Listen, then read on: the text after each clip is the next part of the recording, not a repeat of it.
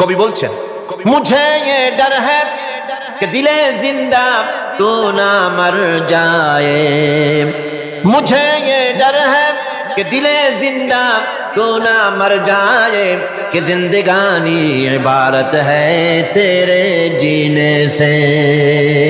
मुझे ये डर है कि दिले जिंदा तू ना मर जाए, আমার এই ভয় হয় হে আমার জীবন্ত আত্মা তোর না অপমৃত্যু হয়ে যায়, কারণ তোর যদি অপমৃত্যু হয় তাহলে আমার তো বেঁচে থাকার কোনো লাভ নাই। আমরা তো আমাদের আত্মা, জীবিত আত্মাকে মেরে ফেলছি, জীবিত আত্মাকে মেরে ফেলছি, আত্মাকে বিকশিত করছি না। আত্মাকে বিকশিত করতে হবে। এই আত্মা বিকশিত হবে কিভাবে? সব জিনিসের খাবার আল্লাহ পাক এই জমিনে তৈরি করেছেন, ঠিক কিনা কথা? সকলের খাবার এই জমিন। মানুষ যেহেতু তৈরি হয়েছে এই মাটি দিয়ে, সেই জন্য আল্লাহ রাব্বুল আলামিন মানুষের খাবার মাটি দিয়ে তৈরি করে দিয়েছেন। কলা দিয়েছেন, কচু দিয়েছেন, আলু দিয়েছেন, মূলা দিয়েছেন, তাল দিয়েছেন, বেল দিয়েছেন, মাছ দিয়েছেন, তরকারি দিয়েছেন, পনির দিয়েছেন, দুধ দিয়েছেন, গোশত দিয়েছেন। খাবারের কোনো অভাব রাখে নাই, সব মাটি দিয়েছে। কিন্তু যেই রুহটা আমাদের ভিতরে, যে আত্মাটা আমাদের মধ্যে, যে আত্মা থাকলে পরে বাঁচি, আত্মা না থাকলে পরে মরে যাই, সেই রুহের খাবার আমরা কেউ দিতেছি না। রুহটা কি? আল্লাহ পাক বলছেন, নবী আপনাকে প্রশ্ন করা হয়, ওয়ায়াসআলুনাকা আনির রূহ কুলির রূহু মিন আমরি রাব্বি। নবী হে, প্রশ্ন করা হয় রূহ কি জিনিস?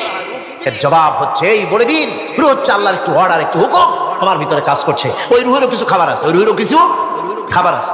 সেই রূহকে খাবার জমিনে তৈরি হবে না। রূহ গোশত খাবে না, পনির খাবে না, দুধ খাবে না, সর খাবে না, ফল খাবে না। কি খাবে? রুহের খাবার। যেহেতু রুহ এই পৃথিবীতে তৈরি হয় নাই, রুহ এসেছে আলমে আরওয়াহ থেকে, সেজন্য রব্বুল আলামিন রুহের খাবার পাঠিয়েছেন লৌহ মাহফুজ থেকে। আল্লাহ পাক কোরআনে কারীমকে রুহের খোরাক করে পাঠিয়েছেন। রুহকে যদি বাঁচাতে চান তাহলে তার একমাত্র খাদ্য হতেছে তেলাওয়াতে কোরআন। তেলাওয়াতে কোরআন যত তেলাওয়াত করবেন ততই মজা লাগবে। সুবহানাল্লাহ, সুবহানাল্লাহ। একটু হারাম শরীফ থেকে বেড়ায় আসেন। টাকা পয়সা যাদের আছে তাদের বলছি, পয়সা করি যাদের আছে, সিঙ্গাপুর বেড়ায়। আর সিঙ্গাপুর বেড়ায় করবা কি? মার্কেটিং ছাড়া আর কিছুই নেই। সিঙ্গাপুর, ব্যাংকক, হংকং, এই সমস্ত জায়গায় ঘুরে টুরে আসে, খুব দেখে আসছে। টাকা নষ্ট করে লাভ নাই, বরং পয়সা করি যদি আল্লাহ দিয়ে থাকেন হস্ত করবেনই। পয়সা করি বেশি থাকলে রমজান মুবারকে ওমরা করে এসেন। রাসূল কারীম সাল্লাল্লাহু আলাইহি ওয়াসাল্লাম বলেছেন, যে ব্যক্তি রমজান মুবারকে ওমরা করলো সেজন্য আমার সাথে হজ আদায় করলো। কেন বলছি? এই জন্য বললাম, আল্লাহ পাক আমাকে কয়েকবার নসিব করেছেন। সেখানে যখন রমজান মুবারকে যখন তেলাওয়াত হতে থাকে তারাবিহের ভেতরে, মনে হচ্ছে যেন আকাশ থেকে ওহী নাযিল হতেছে। মানুষের চোখের পানি, নাকের পানি একাকার হারাম শরীফের দিকে।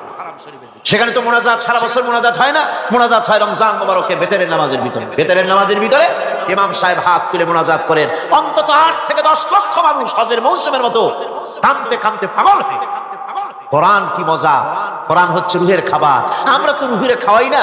ঘোড়ার উপরে চড়ি, গাধার উপরে চড়ি, ঘোড়ারে গাধারে জন্মের মতো মোটেই খাইতে দেই না, নিজে খাই জন্মের মতো। খাইয়া ঘোড়ারে খাইতে দেওয়া হয় না, গাধারে খাইতে দেওয়া হয় না। ফলে ওর উপরে যখন সওয়ার হয় তখন ঘোড়া গাধা না খাইতে খাইতে একদিন চারদিকে দিয়া জায়গায় সিটে মরা ছাড়ার কোনো পথ থাকে না।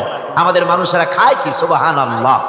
এই যে শবে বরাত আসতেছে, কি যে খাবে দিশা আগের থেকে লিস্ট তৈরি হয়ে যায়, কতটা আইটেম তৈরি করা হবে।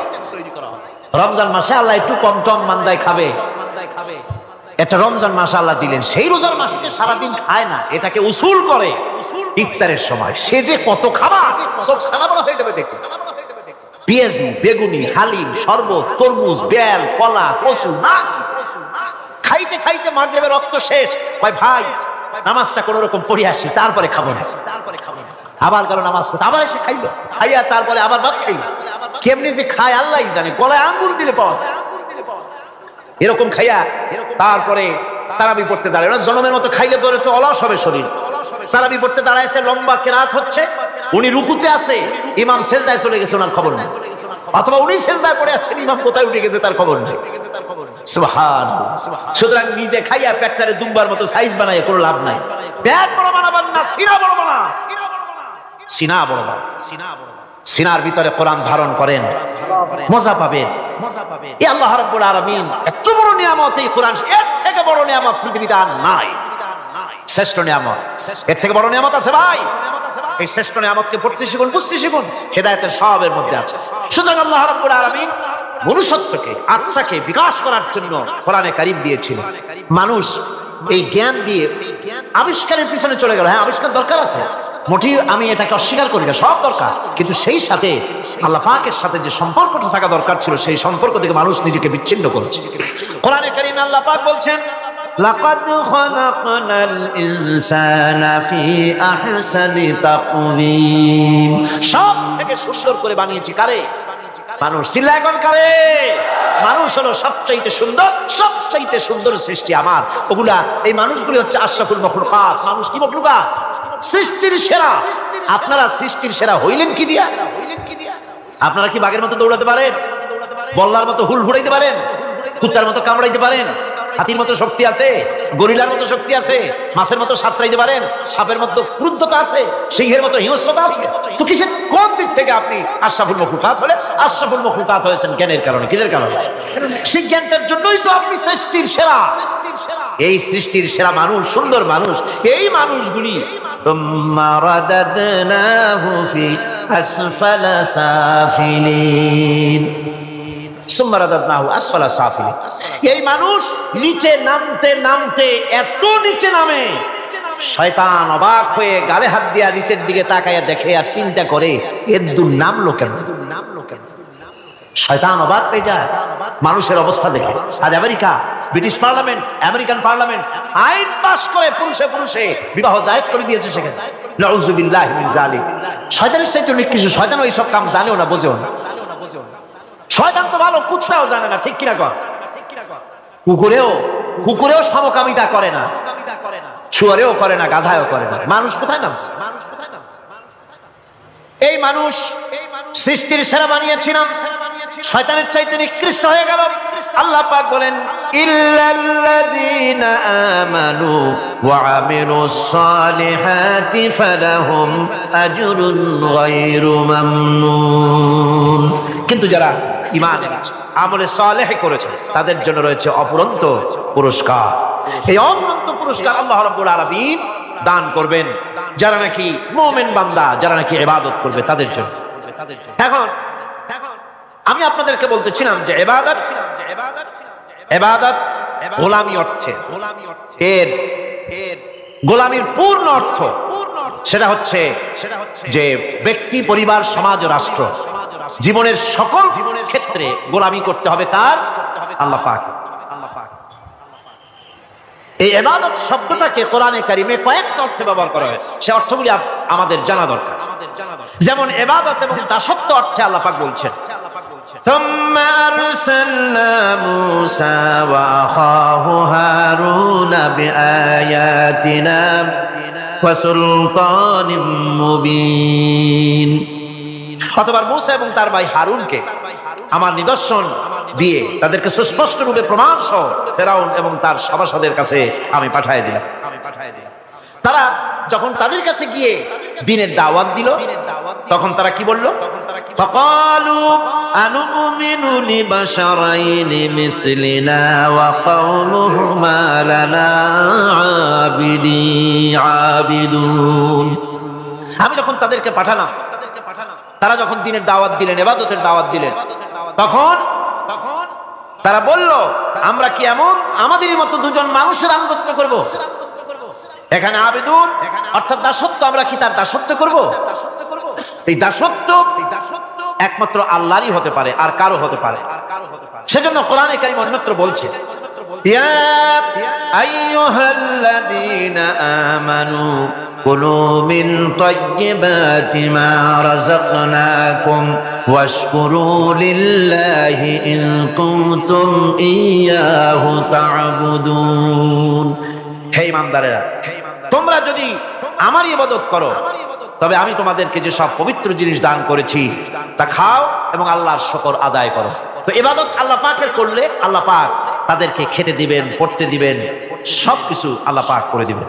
তো আল্লাহ পাকের ইবাদত করতে হবে, আল্লাহ পাকের উপর ঈমান আনতে হবে, আর তাগুতকে অস্বীকার করতে হবে। অন্য আরেকটা আয়াতে কথাটা এভাবে এসেছে, فمن يكفر بالطاغوت ويؤمن بالله فقد استمسك بالعروة الوثقى لا انفصام لها والله سميع عليم فمن يكفر بالطاغوت যে ব্যক্তি তাগুতকে অস্বীকার করলো ওয়া ইউমিন বিল্লাহ এবং আল্লাহর উপর ঈমান এনেছে ফাকাদ ইসতামসাকা বিল উরওয়াতিল উসকা সে এমন এক মহান অবলম্বন ধারণ করলো যে কোনো জিনিসই তাকে বিচ্ছিন্ন করে দিতে পারবে না এমন এক মহান অবলম্বন ধারণ করেছে সুতরাং আল্লাহর উপর ঈমান আনতে হবে তাগুতকে অস্বীকার করতে হবে ইবাদত জীবনের সকল ক্ষেত্রে করতে হবে কার আল্লাহ পাক কোরআনে কারীম বলছেন এর আগে আমি প্রথমে শুনিয়েছি সমস্ত নবীরা আম্বিয়া আলাইহিস সালাম তারা তার নিজের জাতিকে গোলামির জন্য দাওয়াত দিয়েছেন আল্লাহ পাকের বলেছেন আমার জাতি একমাত্র নবী মুহাম্মদ রাসূলুল্লাহ সাল্লাল্লাহু আলাইহি ওয়াসাল্লাম আমার জাতি তিনি বলেন নাই তাকে দিয়ে আল্লাহ পাক বলেছেন ইয়া আইয়ুহান নাসু উবুদু রাব্বাকুমুল্লাযী খালাকাকুম والذين من قبلكم لعلكم تتقون يا أيها الناس اعبدوا ربكم الذي خلقكم اعبدوا ربكم أي أطيعوا ربكم গোলামি করো আনুগত্য করো দাসত্ব করো তোমার সেই প্রভুর সেই রবের যিনি তোমাকে সৃষ্টি করেছেন তার আনুগত্য জীবনের সব ক্ষেত্রে করো এক জায়গায় করলে হবে না সব জায়গায় করলে হবে আগামী রাত্রিটা হচ্ছে শবে বরাত তাই না বোঝেন নাকি বোঝেন না আগামী রাত্রিটাই আমরা হচ্ছে সেই ধরনের মানুষ মিনিমাম লেবার ম্যাক্সিমাম প্রফিট অল্প কাজ করে বেশি প্রফিট যদি করা যায় আমরা সেই পক্ষে বেশি শবে বরাত শবে কদরে ইবাদত করিয়া জীবনের সব গুনাহ মাফ করাইতে চাই আর করাইয়া মনে করলাম বিশ্বাস করলাম যেটা এইভাবে হয় কিন্তু পরের দিন থেকে আবার যেরকম ছিল মানুষ সেরকম হয়ে যায় সারা রাত জাগলো শবে বরাতে সারা রাত জাগলো সকালবেলায় যে ব্যবসায়ী সারা রাত জাগলো সকালবেলায় দোকানে দিয়ে ওজনে কম দেওয়ার অভ্যাস তার পরিবর্তন হইল না যে কৃষক সারা রাত জাগলো পরের দিন জমিনের আইল খেলার অভ্যেসটা পরিবর্তন হলো না যে ব্যক্তি মিথ্যা কথা বলতো চুরি করতো ডাকাতি করতো যে অফিসার সারা রাত জেগেছেন পরের দিন অফিসে গিয়ে তার ঘুষ খাওয়ার বদভ্যাস থেকে তিনি নিজেকে বিরত রাখতে পারেননি তাহলে এই শবে বরাত করে রাত জেগে ফায়দা কতটুকুন ফায়দা হ্যাঁ ফায়দা কিছু আছে ফায়দা আছে সেটা হলো পায়াস খাওয়া সেটা হলো গোশত খাওয়া রুটি খাওয়া এই ফায়দা তো হবেই এগুলি হয় কিন্তু আপনার মূল ফায়দা হবে কি করে যদি আপনার অভ্যাসের পরিবর্তন না হয় কথা বোঝেন কিনা মূল অভ্যাসের তো পরিবর্তন করতে হবে একজন মাঠে মাঠে ঘুরছে আর এক পাগল এসে জিজ্ঞেস করছে ঘুরছো কেন ঘুরবো না আগামীকাল কোরবানির দিন গরু তালাশ করতেছি গরু পাচ্ছি না বাজারে টাজারে ঘুরলাম আবার আর এক বাজারে যাচ্ছি আরে বাজারে গরু কেন মাঠে কত গরু আছে একটা ধরে জবাই দিতে হয় লোকটি বলছে দেখো পরের গরু জবাই দিলে তাতে গোনা হবে না তুমি অঙ্ক বোঝো না গরু জারি হোক কোরবানির দিনে গরু জবাহ যদি করো তাহলে সওয়াব একটা হবে কোরবানি উপলক্ষে জবাহ করছে একটা সওয়াব পাবা না তো কোরবানির জন্য একটা সওয়াব হবে আর চুরির জন্য অবশ্যই একটা পাপ হবে কোরবানি যখন দিবা তো কোরবানির সওয়াব আর চুরির পাপ ভগ্নাংশের মতো কাটাকাটি হয়ে যাবে গোশত খাওয়া পাপ মানুষের অবস্থা তো তাই হয়েছে মানুষের অবস্থা হয়েছে শবে বরাতে সারা রাত জাগবো কান্দাকাটি করবো ফাও গুনাহ মাফ হয়ে যাবে আর গোশত রুটি তো আসি যতদূর পারলাম খাইলাম পরের দিন দু ফুটি নো চিন্তা নাউযুবিল্লাহি মিন যালিক এই কান্দারও দাম নাই আর এই ধরনের রাত জাগারও দাম নাই এই ধরনের ইবাদত করেও দাম নাই ইবাদতটা হচ্ছে জীবনের সব ক্ষেত্রে ইবাদত করতে হবে ইবাদত সম্পর্কে মিস ইন্টারপ্রিটেশন যেটা এসেছে ভুল অর্থ যেটা এসেছে সেই ভুল অর্থের কারণে মানুষ শুধু মনে করে নামাজ রোজা হজ যাকাতই শুধু ইবাদত না ইবাদত হচ্ছে জীবনের সকল ক্ষেত্রে গোলামিটা হতে হবে আল্লাহ পাকের সব জায়গায় পার্লামেন্টে গোলামি হবে কার কোর্ট কাছারিতে কার অফিস আদালতে কার স্কুলে কলেজে কার খেতে খামারে কার রান্নাঘরে নিজের ঘরে পরিবারে সব জায়গায় আনুগত্য কার কেবলমাত্র আল্লাহ সুবহানাহু ওয়া তাআলার হুকুম অনুযায়ী জীবন পালন করার নামই হচ্ছে ইবাদত এই ইবাদত নামাজ পড়ার নাম ইবাদত নামাজ না পড়ার নামও ইবাদত রোজা রাখার নাম ইবাদত রোজা না রাখাও ইবাদত এখন আপনারা বলতে পারেন যেটা ঠিক কি আশ্চর্য কথা শুনাইলেন, নামাজ পড়া তো ইবাদত, নামাজ না পড়া আবার কোন দেশে ইবাদত? রোজা রাখা তো ইবাদত, রোজা না রাখা কোন দেশে ইবাদত? মূল কথা হচ্ছে 5 ওয়াক্ত নামাজ সময় মতো পড়বেন, তা তো আপনার ইবাদত হবে। কিন্তু সূর্য উদয়ের সময়, সূর্য ঠিক মাথার উপরে থাকার সময়, সূর্য ঠিক অস্তগামী হওয়ার সময় নামাজ পড়া জায়েজ নাই, সেজদা করা জায়েজ নাই, হারাম করা হয়েছে। সুতরাং এই 3 সময় নামাজ না পড়াটাই ইবাদত। সারা বছর রোজা রাখবেন, ইবাদত হবে। কিন্তু 2 ঈদের 5 দিন রোজা রাখা হারাম করা হয়েছে, ওই 5 দিন রোজা না রাখাটাই, তার অর্থ হলো জীবনের সমস্ত কাজটাই হলো ইবাদত হবে, যদি মুসলমান আল্লাহর হুকুম মাফিক তার জীবনকে পরিচালনা করে। আপনার চোখের চাহনিটাও তো ইবাদত হবে। সুবহানাল্লাহ। এই চোখ দিয়ে গুনাহ কামাই করা যাবে, আবার এই চোখ দিয়ে সওয়াব কামাই করা যাবে। যদি কোনো সন্তান তার মা বাবার দিকে ভক্তির নজরে, মহব্বতের নজরে যদি তাকায়, নবীজি বলেছেন একটা কবুল নফল হজের সওয়াব আমলনামায় লেখা যাবে। সাহাবীরা প্রশ্ন করেছেন, যদি কেউ 100 বার তাকায় তো কি হবে? নবীজি বলেছেন, আল্লাহ রাব্বুল আলামিনের নিয়ামতের ভান্ডার, অফুরন্ত নিয়ামতের সেখানে কোনো অভাব নাই। যদি কোনো বান্দা যদি তার মা বাপের দিকে দৈনিক 100 বার তাকায়, তো ওই বান্দার আমলনামায় 100 কবুল নফল হজের সওয়াব লেখা যাবে। তাহলে দেখা গেল চোখের চাহনি আপনার ইবাদত, আপনার ঘুম ইবাদত, আপনার চাকরি ইবাদত, আপনার ব্যবসা বাণিজ্য ইবাদত। তার মানে হলো আল্লাহর গোলামি, আল্লাহর হুকুম অনুযায়ী কাজ করার নামই হচ্ছে ইবাদত। ইয়াকা না'বুদু ওয়া ইয়াকা নাস্তাঈন। পড়েন সবাই, ইয়াকা না'বুদু ওয়া ইয়াকা নাস্তাঈন। আল্লাহ তাআলা একমাত্র তোমার গোলামি করি, তোমারই আনুগত্য করি, তুমি ছাড়া কারো গোলামি করি না, তুমি ছাড়া কারো গোলামি করি না। এখন দোকানদার নামাজের মধ্যে পড়লো ইয়াকা না'বুদু। ইয়াকা না'বুদু, না'বুদু শব্দটা হচ্ছে মুজারের সিগা। এটা এর মধ্যে 2টা কাল পাওয়া যায়, বর্তমান আর ভবিষ্যৎ, 2টি কাল পাওয়া যায়। না'বুদু এই শব্দ দিয়ে বোঝানো হচ্ছে কি, আল্লাহ পাক এই নামাজের ভিতরে যেমন তোমার হুকুম পালন করে নামাজ আদায় করছে, যেমন নামাজের ভিতরে কিছু খাওয়া যায় না, বাইরে খাওয়া জায়েজ ছিল, নামাজ পড়ছি বলে খানাটা আমার জন্য হারাম হয়ে গেছে।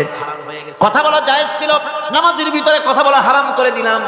এদিক ওদিক তাকানো জায়েজ ছিল, নামাজের ভিতরে এদিক ওদিক তাকানো বন্ধ করে দিলাম। তার মানে আমার জন্য চিরস্থায়ী, সব সময়ের জন্য আমার জন্য হালাল করে দেওয়া জিনিসগুলি এই নামাজের ভিতরে অল্প সময়ের জন্য হারাম করে প্রমাণ করে দিলাম। মাবুদ গো, এই নামাজের পরে চিরস্থায়ী হারামগুলি এইভাবে আমার জন্য হারাম করে নেব। নামাজটা পড়ছি যেভাবে করে, নামাজের বাইরে জীবন চালাবো সেইভাবে করে। সেজদা দিলেই তো সওয়াব হয়। সেজদা দিলে কি হয়? সওয়াব হয়। যদি কেউ 5-6টা সেজদা দিয়ে দেয় 1 রাকাতের মধ্যে, তো কি হবে? যদি কেউ নামাজ পড়লে তো সওয়াব হয়। ফজরের নামাজ যদি 4 রাকাত পড়ে তো কি হবে? মাগরিবের নামাজ যদি 2 রাকাত পড়ে অথবা 4 রাকাত পড়ে তো কি হবে? ইচ্ছে করে যদি এভাবে করে, ভুল করবে নয়, ইচ্ছে করে যদি করে, তাহলে আল্লাহর আইনের সঙ্গে বিরোধিতা করছে বলে সে বিদ্রোহী হিসাবে প্রমাণিত হবে। সুতরাং কথা হচ্ছে নামাজের ভিতরে আয় আল্লাহ পাক ইয়াকা না'বুদু, এই নামাজের ভিতরে তোমার হুকুম মেনে যেভাবে নামাজ আদায় করি, নামাজের বাইরের জীবনটাও তোমার হুকুম মেনে পালন করব। এটাই হচ্ছে ইবাদতের মূল থিম, মূল আইডিয়া, মূল ফিলোসফি। নামাজ ইবাদত করতে হবে জীবনের সব ক্ষেত্রে। নামাজের ভিতরে বললাম ইয়াকা না'বুদু, দোকানদার। এই লোকটা কি? দোকানদার। ঘি বিক্রি করবে, ঘি আনছে দোকান। তারপরে নামাজ পড়তে দাঁড়িয়েছে। দোকানের পেছনে ছোট্ট ঘর আছে, নামাজ পড়তে দাঁড়িয়েছে। শুরু করে দিল আল্লাহু আকবার, আলহামদুলিল্লাহি রাব্বিল আলামিন, আর রহমানির রহিম, মালিকি ইয়াউমিদ্দিন, ইয়াকা না'বুদু ওয়া ইয়াকা। তাড়াতাড়ি পড়তে হবে যেহেতু খরিদ্দার আসতেছে। খরিদ্দার 2-4 জন ভিড় জমায়েছে, নামাজ ছেড়ে দিয়েছে। কর্মচারীকে ডাকছে, পেরেশন ভিতরে আসলো। আমি তো কেবল খাঁটি ঘি নিয়ে আসছি, ওর মধ্যে তো ভেজাল দিই নাই। তাড়াতাড়ি করে ওর মধ্যে যা দিয়ে ভেজাল দিতে হয় ভেজাল দিয়ে ঠিক মতো দিয়া তারপরে বিক্রি করবি। 100 টাকা কিনছিস, 250 টাকা করে বিক্রি করবি। আল্লাহু আকবার, রহমানির রহিম, মালিকি ইয়াউমিদ্দিন, ইয়াকা না'বুদু ওয়া ইয়াকা। এটা নামাজ হইল কর? এই নামাজের আল্লাহর কোনো দরকার আছে? কোনো দরকার নাই। ইবাদত তো হবে নামাজ যার হুকুমে, ব্যবসা তার হুকুমে। নামাজে সেজদা দিব যার হুকুমে, রোজা রাখবো তার হুকুমে, নামাজ পড়বো যার হুকুমে, অর্থনীতি চালাবো তার হুকুমে, নামাজ পড়বো যার হুকুমে আমার দেশের কলকারখানা চলবে, নামাজ পড়বে যার হুকুমে পার্লামেন্ট চলবে তার হুকুমে, নামাজ পড়বো যার হুকুমে রাজনীতি চলবে তার হুকুম। এর উল্টা পাল্টা যদি হয় মুসলমান মানতে পারে কখনই। সুতরাং মুসলমানকে আনুগত্যের মস্তককে অবনত করে দিতে হবে আল্লাহ পাকের সামনে। আল্লাহর সঙ্গে আর বান্দার সঙ্গে হক আছে, বান্দার উপরে আল্লাহর হক এবং আল্লাহর উপরে বান্দার হক কি, এ ব্যাপারে একটি হাদিস আপনাদেরকে শোনানো যায়। হাদিসটা হচ্ছে ওয়ান মুআজ বিন জাবাল রাদিয়াল্লাহু তাআলা আনহু قال كنت رديف النبي صلى الله عليه وسلم على حمار فقال لي يا معاذ أتدري ما حق الله على العباد وما حق العباد على الله। হযরত মুআজ বিন জাবাল রাদিয়াল্লাহু তাআলা আনহু বলেন যে আমি রাসূল করিম সাল্লাল্লাহু আলাইহি ওয়াসাল্লামের পেছনে তার গাধায় সওয়ার ছিলাম। তিনি আমাকে জিজ্ঞেস করলেন, মুআজ তুমি কি জানো বান্দার উপরে আল্লাহর হক কি এবং আল্লাহর উপরে বান্দার হক কি? তিনি বললেন আল্লাহু ওয়া রাসূলুহু আ'লাম, আল্লাহ এবং তার রাসূল খুব ভালো করে জানেন। রাসূল করিম সাল্লাল্লাহু আলাইহি ওয়াসাল্লাম জবাব দিলেন, ক্বালা হাক্কুল্লাহি আলাল ইবাদ আন ইয়াবুদুহু ওয়া লা ইউশরিকু বিহি শাইআ ওয়া হাক্কুল ইবাদি আলাল্লাহ আন লা ইউআযযিবু মান লা ইউশরিক বিহি শাইআ। আল্লাহর নবী বলেন বান্দার উপরে আল্লাহর উপরে বান্দার হক হতেছে, আল্লাহর উপরে বান্দার হক হতেছে বান্দা আল্লাহ পাকের ইবাদত করবে, আল্লাহর গোলামি করবে, আল্লাহর আনুগত্য করবে, দাসত্ব করবে। সেই আনুগত্য ইবাদত আর গোলামির ভিতরে কাউকে শরীক স্থাপন করবে না। বান্দার উপরে আল্লাহর হক হতেছে যেই বান্দা আল্লাহ পাকের ইবাদত করবে, গোলামি করবে, আর কোনো শিরক করবে না, কিয়ামতের দিন ওই বান্দা সম্পর্কে আল্লাহর হক হবে বান্দাকে জাহান্নামের আগুন আল্লাহ পাক হারাম করে দিয়ে তার জান্নাত দিয়ে দিবেন। এটাই হলো বান্দার উপর আল্লাহ পাকের হক। সুতরাং ইবাদত হবে সলিড কার জন্য? আল্লাহ পাকের জন্য। জোরে বলেন কার জন্য? একমাত্র কেবলমাত্র শুধুমাত্র আল্লাহ পাকের জন্য গোলামি হবে। সেই গোলামির কথাটাই আমরা কোরআনে কারীমের মধ্যে সূরা ফাতিহায় প্রত্যেক দিন প্রতি রাকাতে আমরা পড়ি ইয়্যাকা না'বুদু ওয়া ইয়্যাকা নাস্তাঈন। আয় আল্লাহ তাআলা কেবলমাত্র তোমার ইবাদত করি, কেবলমাত্র তোমারই দাসত্ব করি, আর কারো আনুগত্য দাসত্ব করি না। এই গোলামি এই দাসত্ব আল্লাহ পাক আমাদেরকে করার তৌফিক দান করুন, আমরা বলি আমিন। আমাদের জীবনে ওঠায় বসায় চলায় ফেরায় বক্তৃতায় ভাষণে বিয়েতে শাদীতে আমাদের ইলেকশনে আমাদের নির্বাচনে আমাদের অর্থনীতিতে রাজনীতিতে আমাদের সমাজনীতিতে পরিবারের নীতিতে জীবনের সব ক্ষেত্রে আমরা গোলামির জন্য করতে পারি কার? আল্লাহ পাকের। নামাজের ভিতরে যে কথাটা বলি এই কথাটার জন্য আমাদের বাস্তব জীবনে আমরা কার্যকরী করতে পারি। আল্লাহ পাক যেন তৌফিক দান করেন। মুনাজাতের জন্য দাঁড়ানো লোকেরা সব বসে, মুনাজাত মুনাজাত মুনাজাত দাঁড়ানো লোক সব বসে। আর একটু জোরে সরে জিকির করেন লা ইলাহা ইল্লাল্লাহ লা ইলাহা ইল্লাল্লাহ। কয়জন?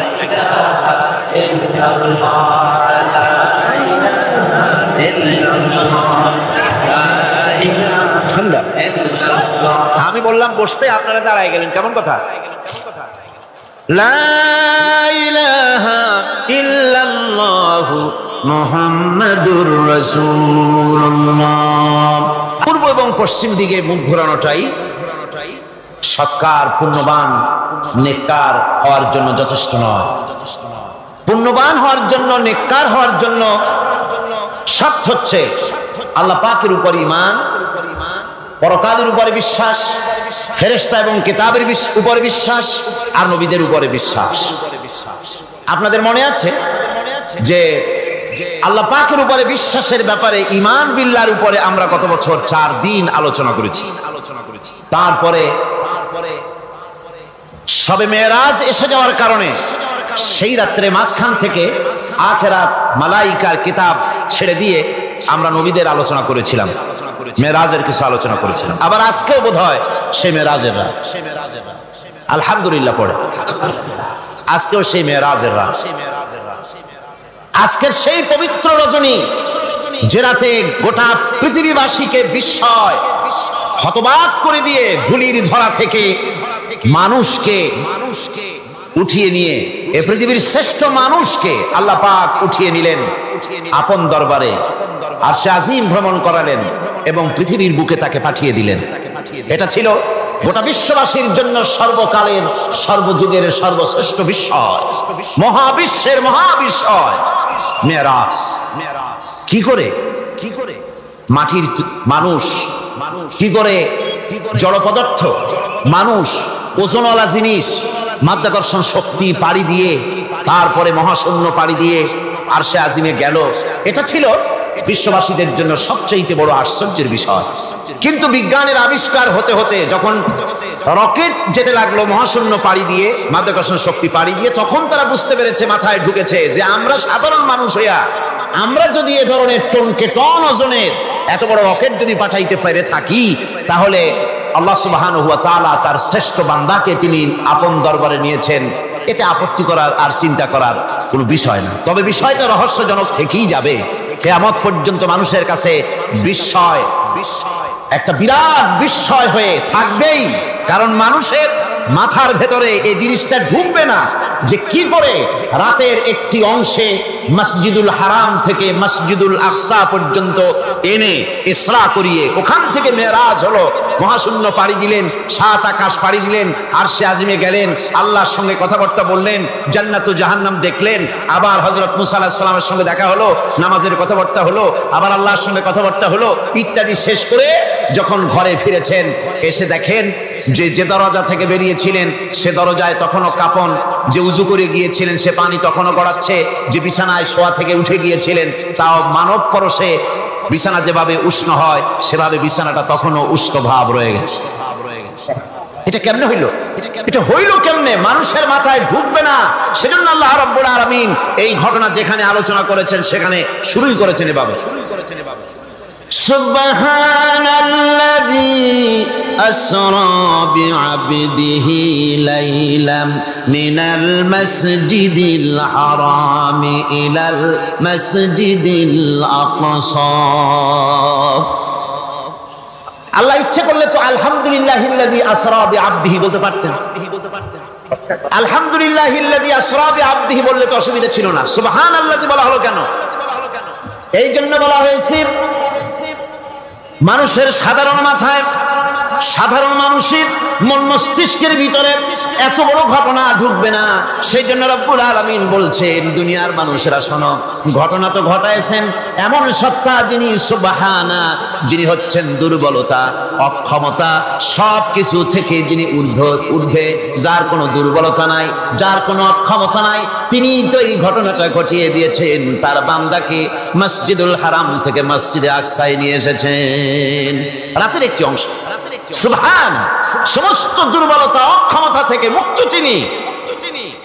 সুতরাং সেই মহাশক্তিমান, সর্বশক্তিমান, আকাশ ও জমিনের একচ্ছত্র মালিক, যার কোন শব্দে সব হয়ে যায়, যার কোন শব্দে সব প্রলয় হয়ে যায়, যিনি রাতকে দিন বানান, যিনি মুর্দাকে জিন্দা করেন, জিন্দাকে মৃত্যু করেন, যিনি সাগরকে নগর বানান, যিনি নগরকে সাগর বানান, যিনি পথের মানুষ ধরে দেশের মালিক বানান, আবার অসন্তুষ্ট হলে জেলখানায় ঢুকান, ফাঁসির মঞ্চে ঝুলান, যিনি আমিরকে ফকির করেন, ফকিরকে আমির বানান, এই যে প্রচন্ড ক্ষমতার মালিক, সে আল্লাহ রাব্বুল আলামিন এই গণনাটা ঘটিয়েছেন। সুতরাং আজও সেই পবিত্র মেরাজের রাত, রাসূল করিম সাল্লাল্লাহু আলাইহি সাল্লাম কি পেয়েছিলেন সেই মেরাজ থেকে, সেটি আমি আজকে আলোচনা করব না। সেদিন গত বছর এই দিনে তা আলোচনা করা হয়ে গেছে। আজকে যে কথাগুলি বলবো সেটা হচ্ছে ঈমান বিল্লাহ,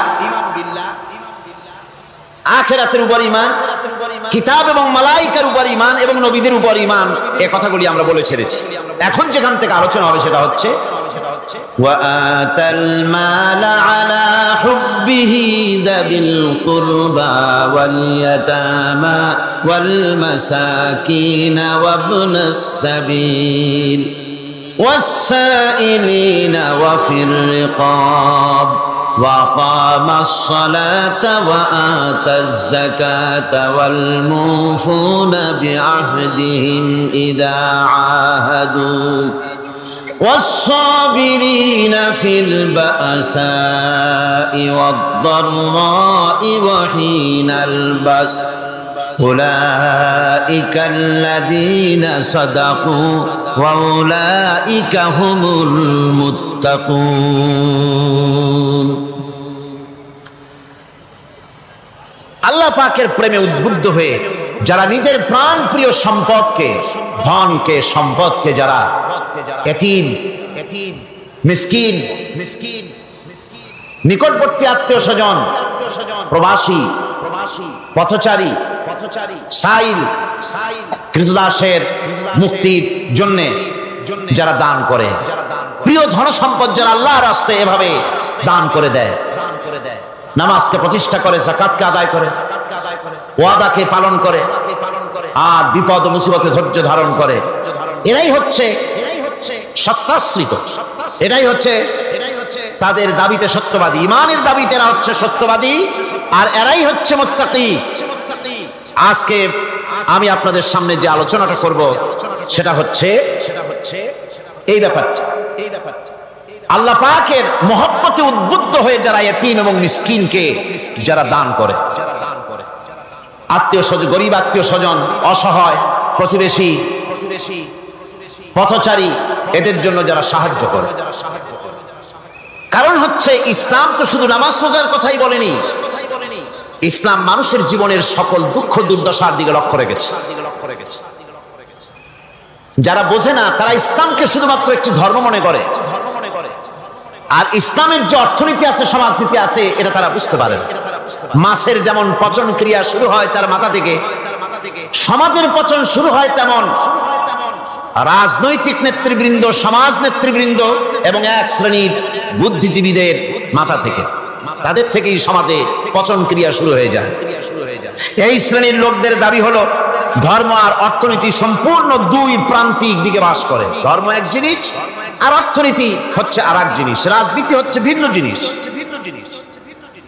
তারা জানে না ইসলাম হচ্ছে পূর্ণাঙ্গ জীবন বিধান। আল্লাহ পাক বলছেন এই কোরআনকে যারা অনুসরণ করবে তাদের তো খাওয়া পড়ার অভাব হওয়ার কথা না।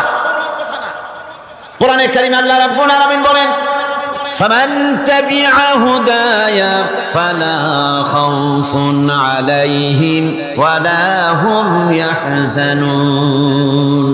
আল্লাহ পাক বলেন এই কোরআনের অনুসরণ যারা করবে, এই কোরআনের আইন যারা মেনে চলবে, কোরআনকে মেনে যারা চলবে, এর শাসন যারা মেনে চলবে, ফালা খাউফুন আলাইহিম, ওদের জন্য কোনো ভয় নাই, ওয়ালা হুম ইয়াহজানুন, ওদের জন্য কোনো চিন্তাও নাই। কিসের ভয় নাই? যেই সমাজে কোরআনের আইন চালু হয়ে যাবে, ওই সমাজের ভিতরে চুরির ভয়, ডাকাতির ভয়, জেনার ভয়, হত্যার ভয়, ধর্ষণের ভয়, লাঞ্ছনার ভয়, গঞ্জনার ভয়, কোনো ভয় থাকবে না।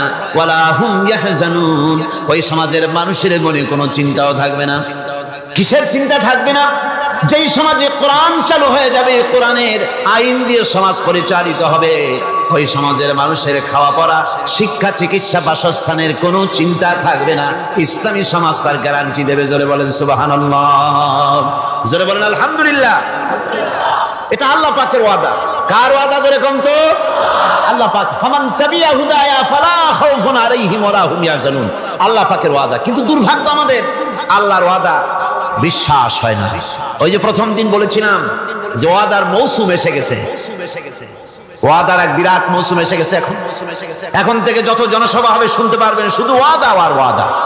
এই সব ওয়াদাগুলি মানুষেরা বিশ্বাস করে, কিন্তু আল্লাহ পাকের ওয়াদা মুসলমান হওয়া সত্ত্বেও মগজে ঢোকে না, মনের মধ্যে বিশ্বাস স্থাপন করতে পারেন না। আল্লাহ পাক বলছেন কোরআনকে মানো, কোরআনকে মেনে চলো, তাহলে সমাজ সুন্দর হবে, ভয় থাকবে না, চিন্তা থাকবে না। এই পৃথিবীতে প্রথম দিন থেকে পৃথিবীতে দুইটা শ্রেণী চলে এসেছে এই পৃথিবীতে। একটা হচ্ছে ধনী আর একটা হচ্ছে দরিদ্র। ধনী আর গরিব আবহমান কাল থেকে এই দুই শ্রেণী চলে আসছে। আদিকাল থেকেই মানুষ এই দুই শ্রেণীর ভিতরে সমতা সৃষ্টির জন্য প্রচেষ্টা চালিয়েছে। দার্শনিকরা চালিয়েছে, বিজ্ঞানীরা চালিয়েছে, এবং এক একজন এক এক ধরনের মতবাদ দিয়ে এই দুই প্রান্তিক অবস্থা থেকে একই সমান্তরালে আনার জন্য চেষ্টা আর কম করেনি। সমাজতন্ত্র পৃথিবীকে কিচ্ছু দিতে না পেরে নিজের দেশেই আত্মহত্যা করলো। এরপরে আবার বাঁচার জন্য মুক্তবাজার অর্থনীতির নামে সমাজতন্ত্রীরা আবার সেই পুঁজিবাদের দিকে অগ্রসর হওয়ার চেষ্টা চালাচ্ছে। পৃথিবী সাক্ষী, দুনিয়া সাক্ষী, মানুষের তৈরি করা মতবাদ দিয়া পৃথিবীতে কোথাও স্থায়ী কোনো শান্তি আসে নাই। এ কথাটা কি মিথ্যা না সত্য? এ কথা মিথ্যা না সত্য? সুতরাং এই পৃথিবীর বুকে না সমাজবাদ দিয়ে শান্তি হবে, না পুঁজিবাদ দিয়ে শান্তি হবে। পৃথিবীর বুকে শান্তি হতে পারে কেবলমাত্র নবীদের পরিকল্পনার মাধ্যমে। কারণ দার্শনিক বিজ্ঞানীরা যা বলেছেন, পরিকল্পনা দিয়েছেন, সব তাদের মন মস্তিষ্ক প্রসূত। আর আম্বিয়া আলাইহিমুস সালাম যে পরিকল্পনা দিয়েছেন, সব আল্লাহ রাব্বুল আলামিনের দেওয়া। নবীদের পরিকল্পনা কার? জোরে চিল্লায় কোন কার? আল্লাহ রাব্বুল আলামিন তাদেরকে পরিকল্পনা দিয়েছেন। সেই পরিকল্পনার ভিত্তিতে তারা আদর্শ সেট করেছেন। মানুষের মধ্য থেকে দুঃখ, দুর্দশা, দারিদ্র, ক্ষুধা সব দূরীভূত হয়েছে। মানুষ সুখ পেয়েছে, সমৃদ্ধ পেয়েছে। ওই হাদিস আপনাদের সামনে আরো বলেছি, অনেক ওলামারা বলেছেন, আপনাদের আবার স্মরণ করিয়ে দিচ্ছি। সেই যে হযরতে খাব্বাব রাদিয়াল্লাহু তাআলা আনহু রাসূল করিম সাল্লাল্লাহু আলাইহি ওয়াসাল্লামের খেদমতে গিয়ে বলেছিলেন যে আলা তাস্তানসিরু লানা আলা তাদউ লানা, হে রাসূল আপনি কি আমাদের জন্য দোয়া করবেন না? আমরা তো না খেয়ে মরে গেলাম, আমরা তো ক্ষুধার জ্বালায় মরে গেলাম, আমরা তো মাল খেতে খেতে শেষ হয়ে গেলাম, আপনি কি আল্লাহর কাছে আমাদের জন্য দোয়া করবেন না? আল্লাহর নবী কাবা শরীফের ছায়ায় আরাম ফরমাচ্ছিলেন। হযরতে খাব্বাবের কথা শুনে আল্লাহর নবী উঠে বসলেন আর তিনি বললেন, ও সাহাবী খাব্বাব শোনো, তোমাদের আগে এই জমিনে যারা দ্বীনের দাওয়াত দিতে এসেছিলেন তাদেরকে সমাজ শক্তি, রাষ্ট্র শক্তি তাদেরকে ধরত। ফায়ুহফারু লাহু ফিল আরদ, এরপরে তার জন্য জমিনে গর্ত খনন করা হতো, কবর খনন করা হতো। ফায়ুজালু ফিহা, এরপরে সেই কবরের ভিতরে তাকে কোমর পর্যন্ত গেড়ে দিত। সুম্মা ইউতা বিল মানশার, এরপরে করাত আনা হতো। ফায়ুদাউ আলা রাসিহি, এরপরে তার মাথার উপরে সে করাত রাখা হতো। ফায়ুজালু নিসফাইন, এরপরে করাত চালায়া জীবিত মানুষটাকে চিরে দ্বিখণ্ডিত করে ফেলে দিত। মা ইয়াসুদ্দুহু যালিকা আন দীনি, এত কষ্ট দেওয়ার পরেও, এত নির্যাতন দেওয়ার পরেও সেই যুগের দ্বীনের একজন দায়ীকেও তারা এক চুলো দ্বীন থেকে সরাই দিতে পারে নাই। ও খাব্বাব শোনো, ওয়াল্লাহি লা ইউতাম্মান্নাল্লাহু হাযাল আমরা হাত্তা ইয়াসিরার রাকিবু মিন সানা ইলা হাদরামাউত। ও খাব্বাব শোনো, আমি আল্লাহর নামে কসম করছি, আমি আল্লাহর নামে শপথ করছি, ইয়েমেনের রাজধানী সানা থেকে শুরু করে এই হাজারাবাদ পর্যন্ত লোকেরা যাতায়াত করবে, নারী চলবে, সদাগররা চলবে, টাকা নিয়ে চলবে, যৌবন নিয়ে চলবে, মানুষেরা চলাফেরা করবে, দিনেও যাবে রাতেও যাবে। লা ইয়াখাফু ইল্লাল্লাহ, ওই মানুষগুলির মনের মধ্যে আল্লাহ রাব্বুল আলামিনের ভয় ছাড়া কোনো ভয় থাকবে না। জোরে কোন সুবহানাল্লাহ। ওয়ালাকিন্নাকুম তাস্তাজিলুন, বরং তোমরা বড্ড তাড়াহুড়ো করছো। অপেক্ষা করো, তাড়াহুড়ো করো না, অপেক্ষা করো। এরকম সমাজ আসবে, চুরি, ডাকাতি, জেনা, ব্যভিচার, হত্যা, ধর্ষণ, ক্ষুধা, দারিদ্র কিচ্ছু থাকবে না। একটি সুন্দর সোনার সমাজ তৈরি হয়ে যাবে। রাসূল করিম সাল্লাল্লাহু আলাইহি ওয়াসাল্লাম, মুসলমান মানুষ যখন ইসলাম কবুল করতে লাগলো, তাদেরকে ইসলাম গ্রহণের আহ্বান জানিয়ে তাদেরকে যে কথাটা তিনি বলতেন সেটা ছিল, ইয়া আইয়ুহান নাস কুলু লা ইলাহা ইল্লাল্লাহ তুফলিহু। এটা হলো রাসূলের কথা। আল্লাহর নবী বলতেন, মানব সকল কল্যাণ যদি পেতে চাও, মুক্তি যদি পেতে চাও, বাঁচতে যদি চাও, যদি শোষণ বঞ্চনা থেকে যদি মুক্তি পেতে চাও, তাহলে পড়ো লা ইলাহা ইল্লাল্লাহ। জোরে পড়েন লা ইলাহা ইল্লাল্লাহ, লা ইলাহা, লা ইলাহা,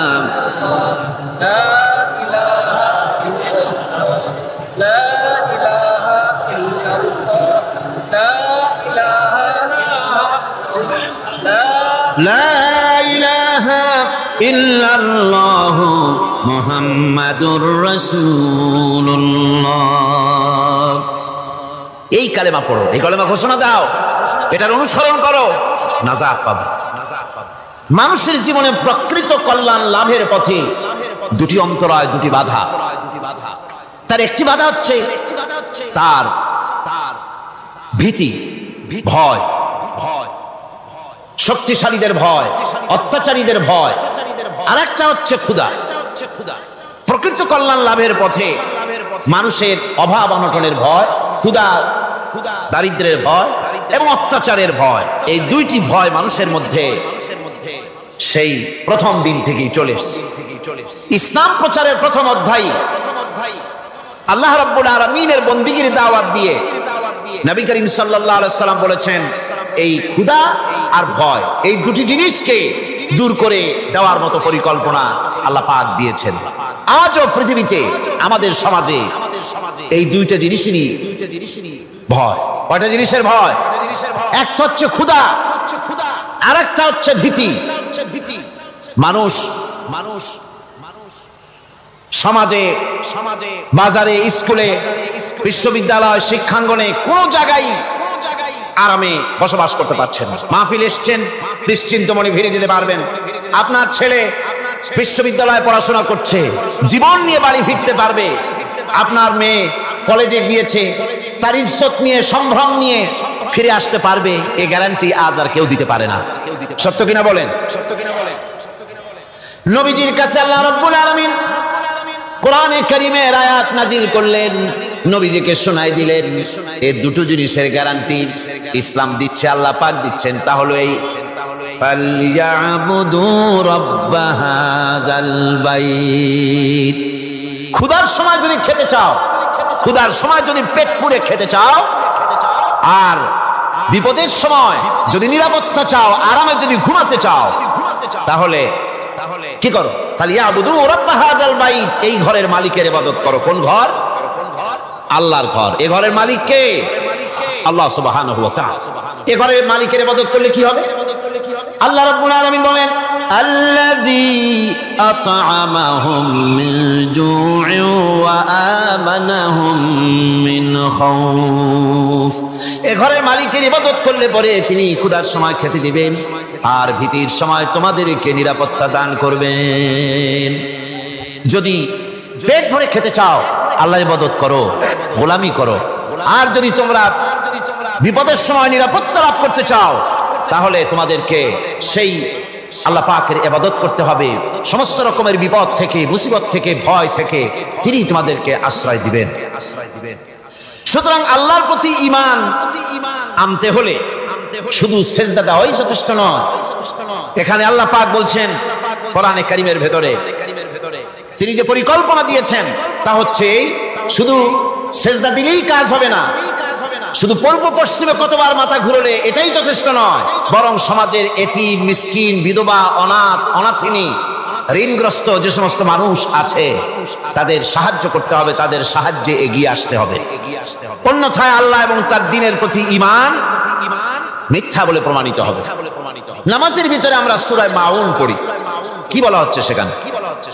আরাআইতাল্লাযী ইউকাযযিবু বিদ্দীন ফাযালিকাল্লাযী ইয়াদুল ইয়াতীম ওয়া লা ইয়াহুদ্দু আলা তুআমিল মিসকিন।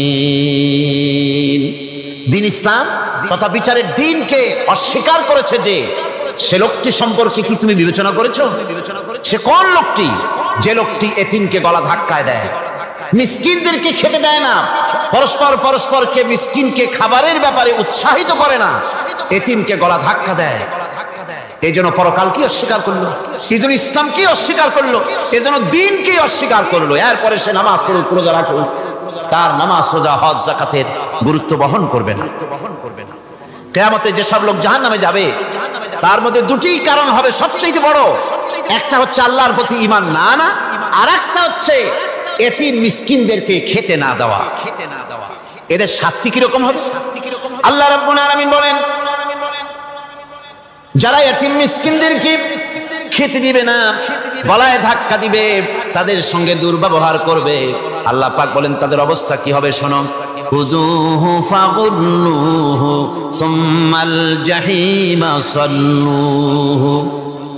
বলা হবে ধরো, এই লোকটারে ধরো, আর তাকে তার গলায় ফাঁস লাগাও, তাকে জাহান্নামে নিক্ষেপ করো। নাউযুবিল্লাহি মিন যালিক। আর এরপরে তাকে 70 হাত 70 গজ শিকল দিয়ে তাকে বেঁধে ফেলো, তাকে জাহান্নামে নিক্ষেপ করো। কারণটা কি? কারণ হলো ইন্নাহু কানা লা ইউমিনু বিল্লাহিল আযীম ওয়া লা ইয়াহুদ্দু আলা তুআবিল মিসকিন। গলায় ফাঁস লাগায়া 70 হাত শিকল দিয়া বাঁধা জাহান্নামে নিক্ষেপ করো, কারণ সে আল্লাহর উপর ঈমান আনে নাই। আর এতিমদেরকে, মিসকিনদেরকে খাবারের ব্যাপারে পরস্পরকে উৎসাহিত করে নাই, নিজেও খাওয়ায় নাই, আরো একজনকে উৎসাহিতও করে নাই। কিয়ামতে জাহান্নামে যারা যাবেন, জাহান্নামে যাওয়ার যতগুলি কারণ থাকবে তার মধ্যে 2টি কারণ বড়। বলেন কয়টা কারণ বড়? আল্লাহ পাক বলতেছেন জাহান্নামীদেরকে প্রশ্ন করা হবে, ইয়াতাসাআলুনা আনিল মুজরিমিন মা সালাকাকুম ফি সাকার। জাহান্নামীদেরকে প্রশ্ন করা হবে জাহান্নামে আসছো কেন, কি অপরাধ করে আসছো? ক্বালু লাম নাকু মিনাল মুসাল্লিনা ওয়া লাম নাকু নুতঈমুল মিসকিন। তারা বলবে যে আমরা নামাজ পড়তাম না আর মিসকিনদেরকে খেতে দিতাম না। কত বড় মারাত্মক অপরাধ লক্ষ্য করুন। নামাজ না পড়া আর মিসকিনদের খেতে না দেওয়া। জাহান্নামে যাওয়ার যত কারণ তার মধ্যে শ্রেষ্ঠ 2টি কারণ হচ্ছে এই, যারা নামাজ পড়বে না, এতিম মিসকিনদেরকে খেতে দিবে না এবং পরস্পরকে এতিম মিসকিনকে খেতে দেওয়ার ব্যাপারে উৎসাহিত করবে না, কিয়ামতে তারা জাহান্নামে যাবে। কোথায় যাবে? খোদ রাসূল কারীম সাল্লাল্লাহু আলাইহি ওয়াসাল্লামকে লক্ষ্য করে আল্লাহ রাব্বুল আলামিন বলেন, নবীজি আপনি এতিমদের সঙ্গে সদ্ব্যবহার করবেন, এতিমদের ব্যাপারে আপনি দায়িত্ব পালন করবেন। কারণ হলো আপনিও তো একসময় এতিম ছিলেন, এতিমের ব্যাপারে দায়িত্ব পালন করবেন। কোরআনে কারীমে রব্বুল আলামিন বলেন, আলাম ইয়াজিদকা ইয়াতীমান ফাআওয়া। ও নবী, আমি কি আপনাকে এতিম অবস্থায় পাই নাই? আর তারপরে আমি কি আপনাকে আশ্রয় প্রদান করিনি? আপনাকে আমি এতিম অবস্থায় পেয়েছি, এরপরে আপনাকে আশ্রয় দিচ্ছি। রাসূল তো এতিমদের সর্দার। পৃথিবীর কোন এতিম যেন বলতে না পারে নবীজি আমার ব্যাপারে কি বলবেন, আমি তো এতিম মানুষ, আর তিনি আমার ব্যাপারে কিভাবে আমার দরদ বুঝবেন। নবীজিকে আল্লাহ পাক কেমন এতিম বানালেন, সমস্ত দুনিয়ার এতিমদের সর্দার বানালেন। মায়ের পেটে যখন তিনি ছিলেন 6 মাসের সময় মায়ের পেটে থাকাকালীন বাপের এতিম হয়ে গেলেন। যখন প্রসব বেদনা শুরু হয়েছে মায়ের, দুনিয়ায় যখন তিনি আসবেন, হযরতে আমেনা ঘরের ভিতরে বসে তার অবস্থাটা কি? এই সন্তান পৃথিবীতে আসতে পরে যিনি সবচাইতে বেশি খুশি হবেন তিনি তো আজ দুনিয়ায় নাই। মনের ভিতরে কত কষ্ট। আল্লাহ রাব্বুল আলামিন তার হাবিবকে দুনিয়া আনলেন। রাসূলের দাদা ঘরের সামনে তাঁবুর সামনে দাঁড়ায়া তায়েফ থেকে আগত সাদিয়া গোত্রের লোকদেরকে বলতেছেন, এই ঘরের ভিতরে একটা এতিম বাচ্চা আছে, বেশি টাকা করি দেওয়া যাবে না, যদি দয়া হয় নিয়ে যাও। গরিব মানুষ, এতিম মানুষ দেখে শুনে কেউ আর নিতে চায় না। সবশেষে এলেন ভাগ্যবতী মেয়ে, ভাগ্যবতী মহিলা হযরতে হালিমাতুস সাদিয়া। তিনি এসেছেন, কোনো ছেলে পেলে পায় নাই, সকলের শেষে তিনি এসেছেন। আব্দুল মুত্তালিব বলছেন, এই ঘরের মধ্যে একটা এতিম বাচ্চা আছে, দয়া হলে নিয়ে যেতে পারো। তিনি স্বামীর সঙ্গে পরামর্শ করলেন, এরপরে বললেন যদি দেখতে অন্তত ভালো হয়, মন যদি ভালো লাগে নিয়ে যাব, একেবারে খালি হাতে ফিরে যাওয়ার চাইতে তো ভালো। হযরতে হালিমা বলেন, আমি ঘরের মধ্যে প্রবেশ করলাম, মা আমিনার কোল থেকে শিশু মুহাম্মদ সাল্লাল্লাহু আলাইহি ওয়াসাল্লামকে যখন আমি কোলে নিলাম, আমি হুজুরের চেহারার দিকে নজর করে দেখলাম, আমার কাছে মনে হলো যেন পূর্ণিমার চাঁদটা আমার কোলে ধরা দিয়েছে।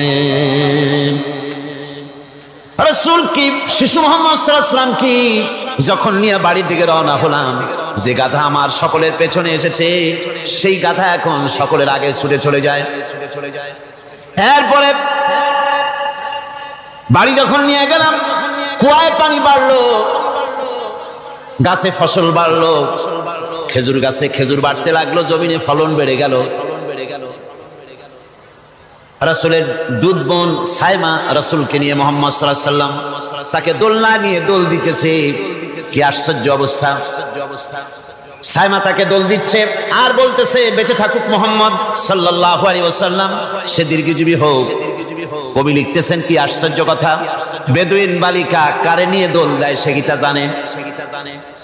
বিশ্বনবী মুহাম্মদ রাসূলুল্লাহ সাল্লাল্লাহু আলাইহি ওয়াসাল্লাম এভাবে এতিম অবস্থায় জীবন তার শুরু হলো।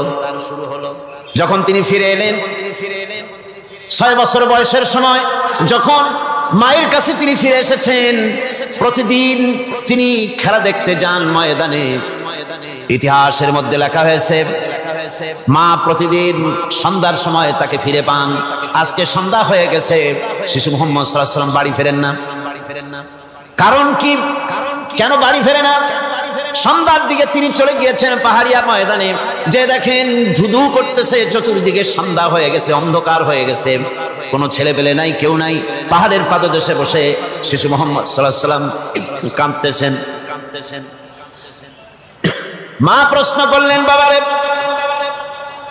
সন্ধ্যা উত্তীর্ণ হয়ে গেল, কেন একা একা বসে বসে কাঁদো? তিনি বলছেন, মাজি আজ কদিন খেলা দেখতে আসলাম ময়দানে, প্রতিদিন দেখি যখন সন্ধ্যা হয়ে যায় মুরব্বী শ্রেণীর কিছু লোক আসে, ছেলেকে নাম ধরে ডাক দেয়, ছেলেরা দৌড়ে তারা বাবার কাছে চলে যায়, আর বাবা ছেলেকে কোলে নিয়ে মুখে চুমা দিয়া বাড়ির দিকে নিয়ে যায়। আমি আজ কদিন পর্যন্ত এই ময়দানে এলাম, কোনদিন সন্ধ্যা বেলায় তো কেউ এসে আমাকে মুহাম্মদ বলে একটা ডাক দিল না। আমার আব্বা কি নাই? আল্লাহ রাব্বুল আলামিন বলেন, এতিম অবস্থায় পেয়ে আমি কি আপনাকে আশ্রয় দেই নাই? আপনাকে আমি পেয়েছি এতিম অবস্থায়, এরপরে আমি আপনারে আশ্রয় দিলাম। ওয়া ওয়াজাদাকা দাল্লান ফাহাদা, এরপরে আমি আপনাকে পথ হারা পেলাম, আমি আপনাকে পথের দিশা দিয়া দিলাম। ওয়া ওয়াজাদাকা আইলান ফাআগনা, এরপরে আমি আপনাকে দরিদ্র অবস্থায় পেয়েছি, তারপরে আমি আপনার দারিদ্র মুক্ত করেছি আপনাকে। সুতরাং ফাআম্মাল ইয়াতীমা ফালা তাকহার ওয়া আম্মাস সাইলা ফালা তানহার ওয়া আম্মা বিনি'মাতি রাব্বিকা ফাহাদ্দিস। সুতরাং নবী, এতিমের প্রতি নির্মম ব্যবহার করো না, এতিমের প্রতি ভালো ব্যবহার করো, নির্মমতা দেখাইও না, আর ভিক্ষুককে ধমক দিও না, রূঢ়তা দেখিও না, আর আল্লাহর নিয়ামতের প্রশংসা করো। বহুত মানুষ আছে এতিমরে গলায় ধাক্কা দেয়। মানুষ যখন ভিক্ষা নিতে আসে, গরিব মানুষ ভিক্ষা চাইতে আসছে, ওই মেয়ে আত্মাহিত জানো, দোয়া কুরুজ জানো, বাড়ি যেয়ে কাজ করবা, এই সব আজে বাজে কথা বলিয়া ভিক্ষা দেয় না। সাইলকে ধমক দিতে রাসূল করিম সাল্লাল্লাহু আলাইহি ওয়াসাল্লাম নিষেধ করেছেন, সাইলকে ধমক দিও না। গাড়িতে বসে যাচ্ছেন সাহেব, ট্রাফিক মোড়ে যখন সিগন্যাল জ্বললো, গাড়ি দাঁড়ায় গেল, ফকির এসেছে, হাত নাই পাও নাই, বুড়া মানুষ, একটা পয়সা বার করে না। আবার এই মানুষটি ওই ফকিরকে ধমক দিয়া বার করে দিল।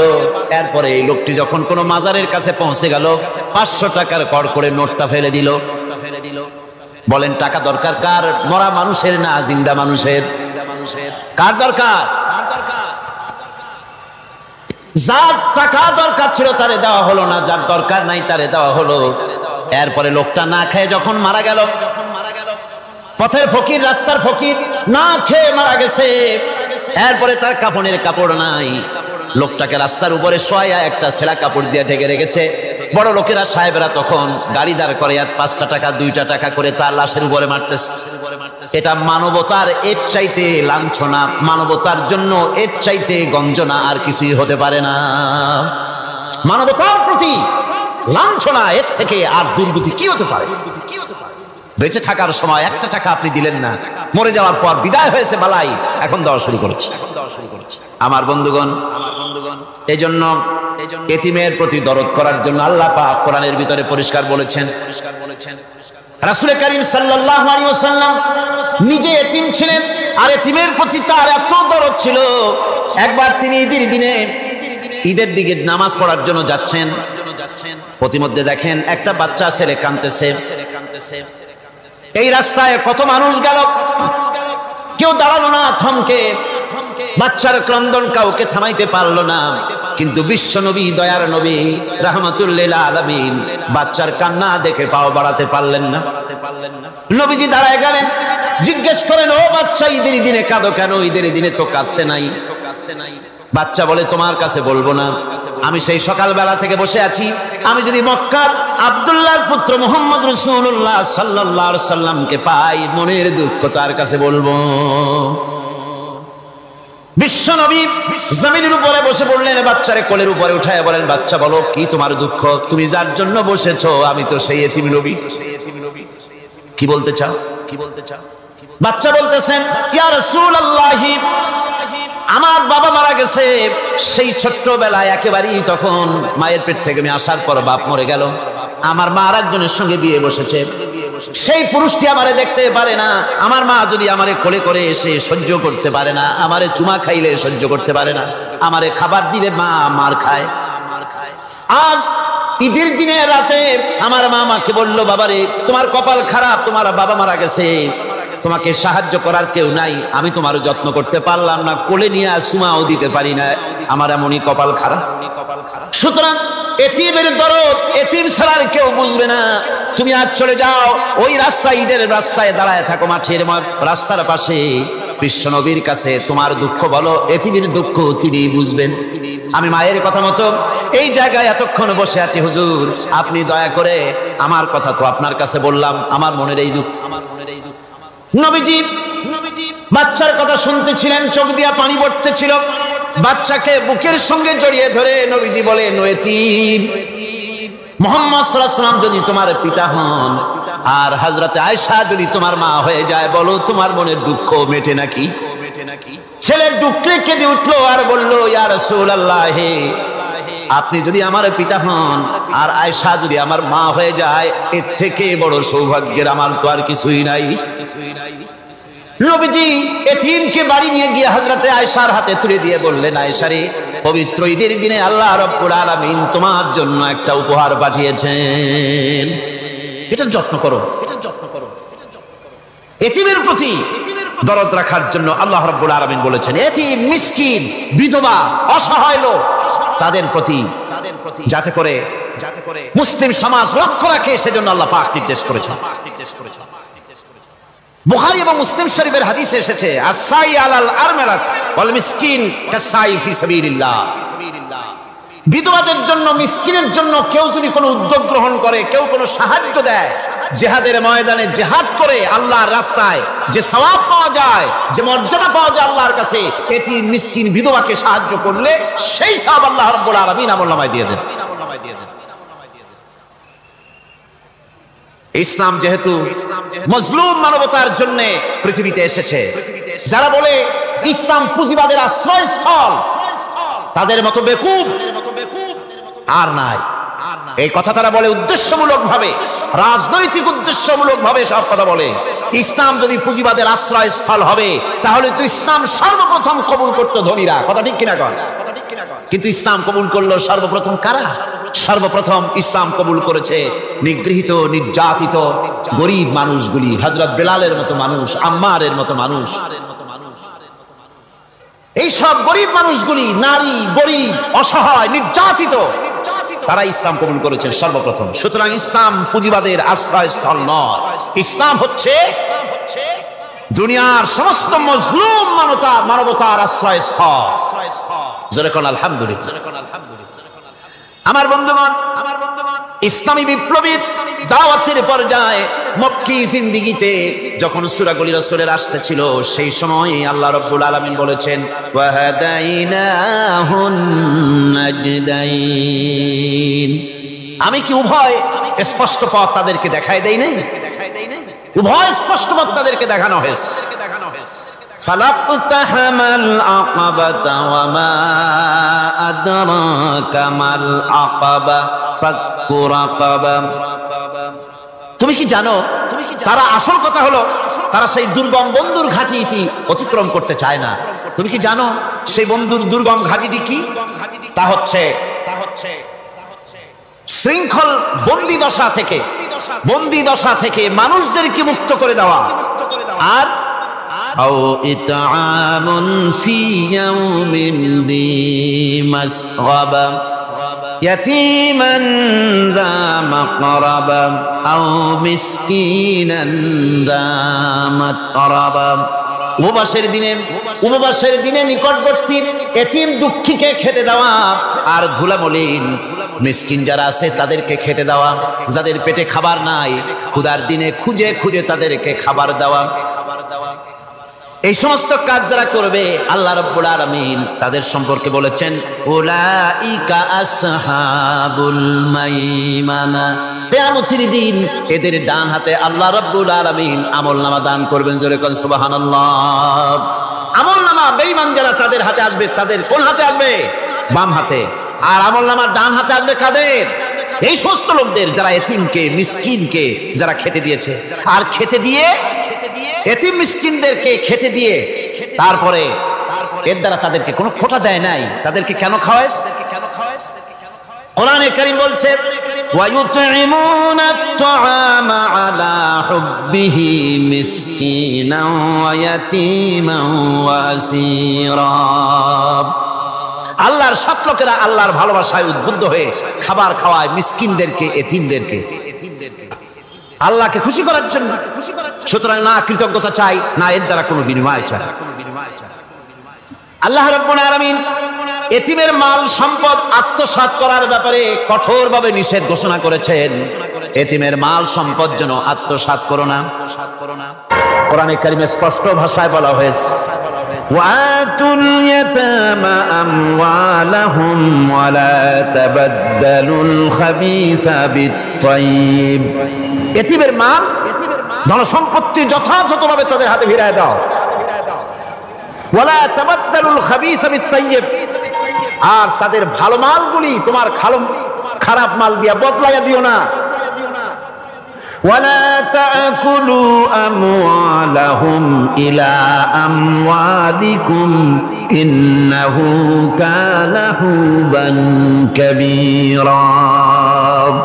আর তাদের সম্পদ তোমাদের সম্পদের সাথে যেন মিশাইয়া হজম করে ফেলে দিও না। এটা অত্যন্ত মস্ত বড় গুনাহ। এ কাজ তোমরা করবে না। এতিমের ধন সম্পত্তি সাধারণত মামা এবং চাচাদের হাতে থাকে, ঠিক কিনা? কথা বোঝেন কিনা? এতিমের সম্পদ থাকে তাদের কাছে, মামা আর চাচাদের কাছেই বেশিরভাগ থাকে। এতিম তো ছোট্ট মানুষ, বড় হতে সময় লাগে। এই ফাঁকে তার ভালো মালগুলি নিয়ে তার বদলে নিজের পচা মাল রেখে দেয়, অথবা তার ভালো সম্পত্তিটা নিজের সম্পত্তির সাথে মিলাইয়া একাকার করে ফেলে দেয়। আল্লাহ রাব্বুল আলামিন কঠোরভাবে নিষেধ করেছেন, খবরদার এই কাজটি করবে না। যারা এমন কাজ করে, এতিমের মাল যারা নষ্ট করে, এতিমের মাল যারা খায়, তাদের সম্পর্কে আল্লাহ পাক বলছেন ইন্নাল্লাযীনা ইয়াকুলুনা আমওয়ালাল ইয়াতামা যুলমান ইন্নামা ইয়াকুলুনা ফি বুতুনিহিম নারা ওয়া সায়াসলাউনা সাঈরা। অন্যায়ভাবে এতিমের মাল যারা ভক্ষণ করে তারা তো এতিমের মাল খায় না, বরং পেটের মধ্যে তারা আগুন ঢুকায়। পেটের মধ্যে কি ঢুকায়?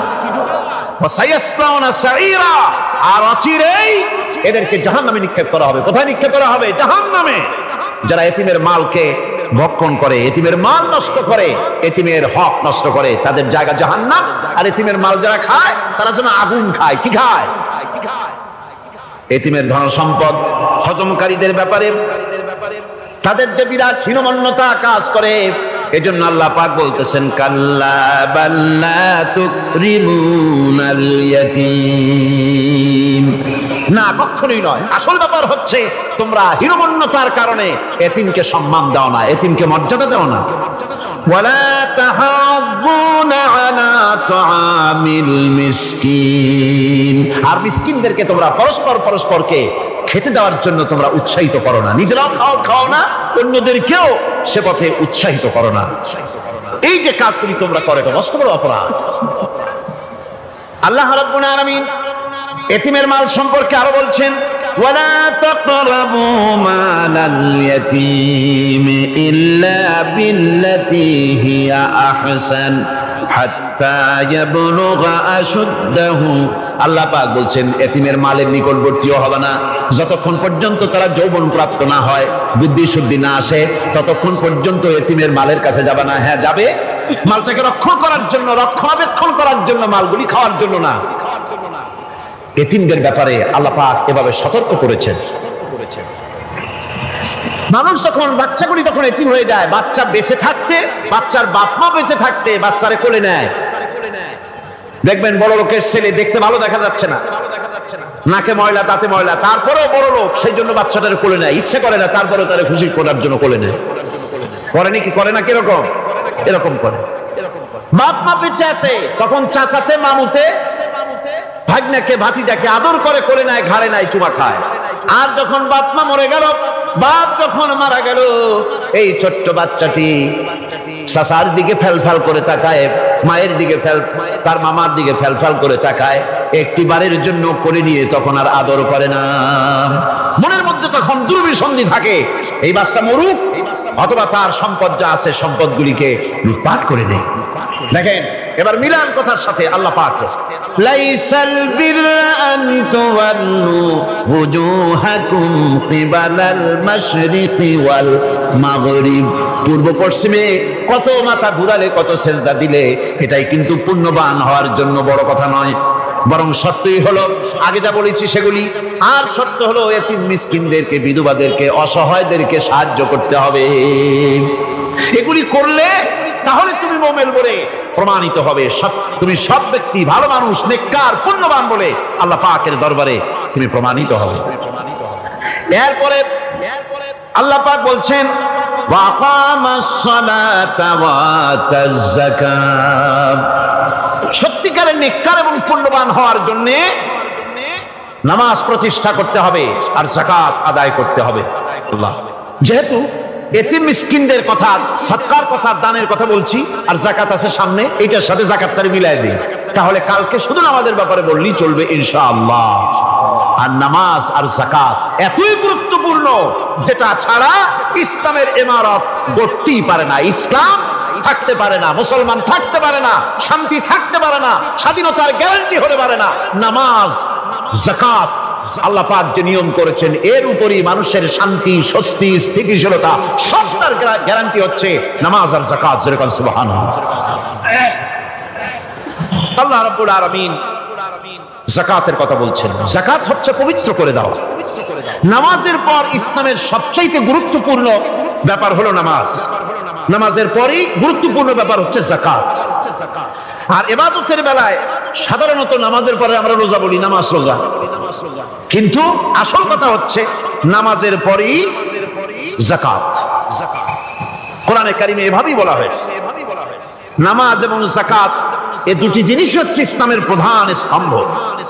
ইসলামী রাষ্ট্র যদি হয়, যদি দেশটা ইসলামী রাষ্ট্র হয়ে যায়, তাহলে মুমিনেরা যদি ক্ষমতায় আসে তাহলে কি কাজ করবে? আল্লাহ রাব্বুল আলামিন কোরআনে কারীমের মধ্যে বলেছেন আল্লাযীনা ইম্মাক্কান্নাহুম ফিল আরদি আকামুস সালাত ওয়া আতাবুজ যাকাত। আমার মুমিন বান্দারা যদি ক্ষমতায় আসে, মুমিনরা যদি ক্ষমতা পায়, তাহলে চারখানা কাজ করবে। কয়খান কাজ? জোরে চিল্লায় কোন কয়খান? প্রথম কাজ, ক্ষমতায় এসেই নামাজ প্রতিষ্ঠা করবে। প্রথম কাজ কি? নামাজ প্রতিষ্ঠা করবে। সে নামাজের কথা বলবো কালকে। 2 নম্বরের কাজ হলো যাকাত আদায় করবে। 2 নম্বরের কাজ কি? যাকাত আদায় করবে। যাকাত বোর্ড গঠন করবে না, যাকাত আদায় করবে। যে সরকার নামাজ প্রতিষ্ঠা করে না, সে সরকারের যাকাত বোর্ড করে যাকাত আদায় করার অধিকার থাকার কথা নয়। সুবিধাবাদ জিন্দাবাদ দিলে তো চলবে না। যাকাতের টাকা নিয়ে করেন কল্যাণমূলক কাজ, কিন্তু আল্লাহর হুকুম তো সেরকম না। আল্লাহর প্রথম হুকুম হলো নামাজ প্রতিষ্ঠা করতে হবে, তারপরে যাকাত আদায় করতে হবে। কোরআন শরীফ খোলার সাথে সাথে যে জিনিসটা নজরে পড়ে সেটা কি? কোরআনে কারীম খোলার সঙ্গে সঙ্গে যে জিনিসটি নজর পড়ে তা হলো আলিফ লাম মিম যালিকাল কিতাবু লা রাইবা ফীহি হুদাল লিল মুত্তাকিন আল্লাযীনা ইউমিনুনা বিল গায়বি ওয়া ইউকিমুনাস সালাতা ওয়া মিম্মা রাযাকনাহুম ইউনফিকুন। এই কিতাবের মধ্যে কোনো সন্দেহ নাই, মুত্তাকিনদের জন্য কিতাব হেদায়েতের জন্য এসেছে। আর মুত্তাকি হচ্ছে তারা যারা নাকি গায়েবের প্রতি ঈমান আনে, অদৃশ্যকে বিশ্বাস করে, নামাজকে প্রতিষ্ঠা করে, আর আমি যে রিজিক দিয়েছি তার দ্বারা আমার রাস্তায় খরচ করে। ইসলাম নামাজের পরই যাকাতের জায়গাটা দিয়েছে। যেখানেই আছে আকিমুস সালাত সেখানেই আছে ওয়াতুজ যাকাত। দেখছেন কি ধরনের একটা মিল, যেখানেই নামাজ প্রতিষ্ঠা করো সেখানে যাকাত আদায় করো। তার মানে হলো নামাজ সঠিকভাবে প্রতিষ্ঠা হতেই পারে না যাকাত ভিত্তিক অর্থ ব্যবস্থা পরিচালিত হওয়া ছাড়া। কারণ একটি গরিব মানুষ, পেটে খাবার নাই, সে নামাজ পড়তে যখন দাঁড়িয়েছে তার নিজের পেটে খাবার নাই, তার বাচ্চা অসুখে তড়পাচ্ছে, তার ছেলের পরীক্ষার ফি নাই, ফি দেওয়ার মতো পয়সা নাই, তার স্ত্রীর পরনে কাপড় নাই, নামাজ পড়তে দাঁড়িয়েছে, স্বাভাবিকভাবেই নিজের ক্ষুধার যন্ত্রণা, বিবি বাল বাচ্চার কষ্টের কথা এগুলি তার মনের মধ্যে তোলপাড় করে উঠবে। এ কথা আল্লাহর চাইতে আর কে ভালো বুঝবে? সেই জন্য আল্লাহ পাক বলেছেন আকিমুস সালাত ওয়া আতুজ যাকাত, নামাজ প্রতিষ্ঠা করো, যাকাত আদায় করো। নামাজ আর যাকাতকে পাশাপাশি রাখা হয়েছে। আর এই নামাজ আর যাকাত দুনিয়ার সমস্ত নবীদের উপর আল্লাহ ফরজ করেছিলেন। কোন সুবহানাল্লাহ। এ শুধু আপনার আমার নবীর উপরে না, দুনিয়ার সব নবীদের উপরে নামাজ আর যাকাত কি ছিল? ফরজ।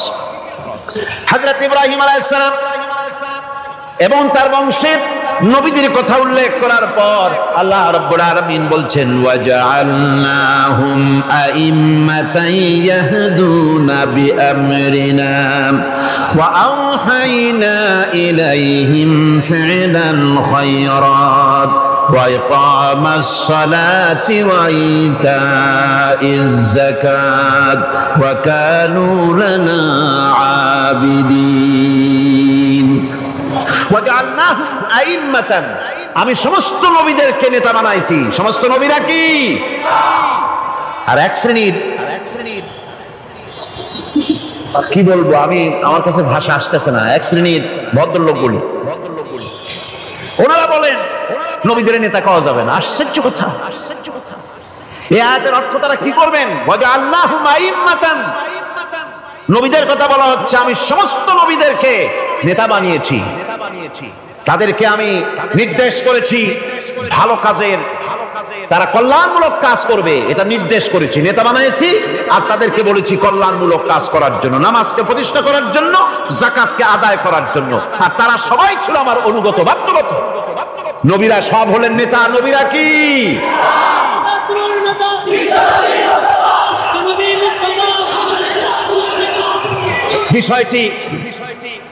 বিষয়টি ওনারা বুঝতে চান না, বিষয়টি ওনারা বুঝতে চান না, তাই নবীকে ওনারা নেতা বলতে চান না। বাংলায় আপত্তি করেন, সাইয়েদেনা বলতে আপত্তি করেন না। সাইয়েদেনা মানেই তো আমাদের নেতা, দরুদ শরীফ পড়লেই তো আল্লাহুম্মা সাল্লি আলা সাইয়েদেনা বলি, মানি হলো আমাদের নেতা। ইংরেজিতে বললে অসুবিধা নাই, উর্দুতে বললে অসুবিধা নাই, আরবিতে বললে অসুবিধা নাই, বাংলায় নেতা বললেই অসুবিধা। কেন হইল? তারা জানি স্লোগান দেয় অমুক আমার নেতা, তোমার নেতা অমুক তমুক, সেই জন্য রাসূলুল্লাহ সাল্লাল্লাহু আলাইহি ওয়াসাল্লাম নেতা পাওয়া যাবে না। এটা কথা হইল। রাসূল কারীম সাল্লাল্লাহু আলাইহি ওয়াসাল্লাম নবীরাই যদি নেতা না হন তাহলে নবীরা কি অনুসারী? নাউযুবিল্লাহি মিন যালিক। রাসূলকে বলা হয় ইমামুল মুরসালিন। আমাদের হুজুরকে কি বলা হয়? আমাদের রাসূলকে কি বলা হয়? ইমামুল মুরসালিন। মানে কি? সমস্ত নবীদের নিয়ে উনি নামাজের, সমস্ত নবীরা একটা মসজিদে নামাজ পড়তেন, উনি সেখানে ইমামতি করতেন নাকি? না, সমস্ত নবীদের তিনি ইমাম, নেতা। সুবহানাল্লাহ। সুতরাং এটা এক ধরনের মূর্খতা। আল্লাহ পাক বলছেন আমি সমস্ত নবীদেরকে নেতা হিসাবে পৃথিবীতে প্রেরণ করেছি, তারা হচ্ছেন নেতা। তাদেরকে আমি হেদায়েত দিয়েছি, আমি হুকুম করেছি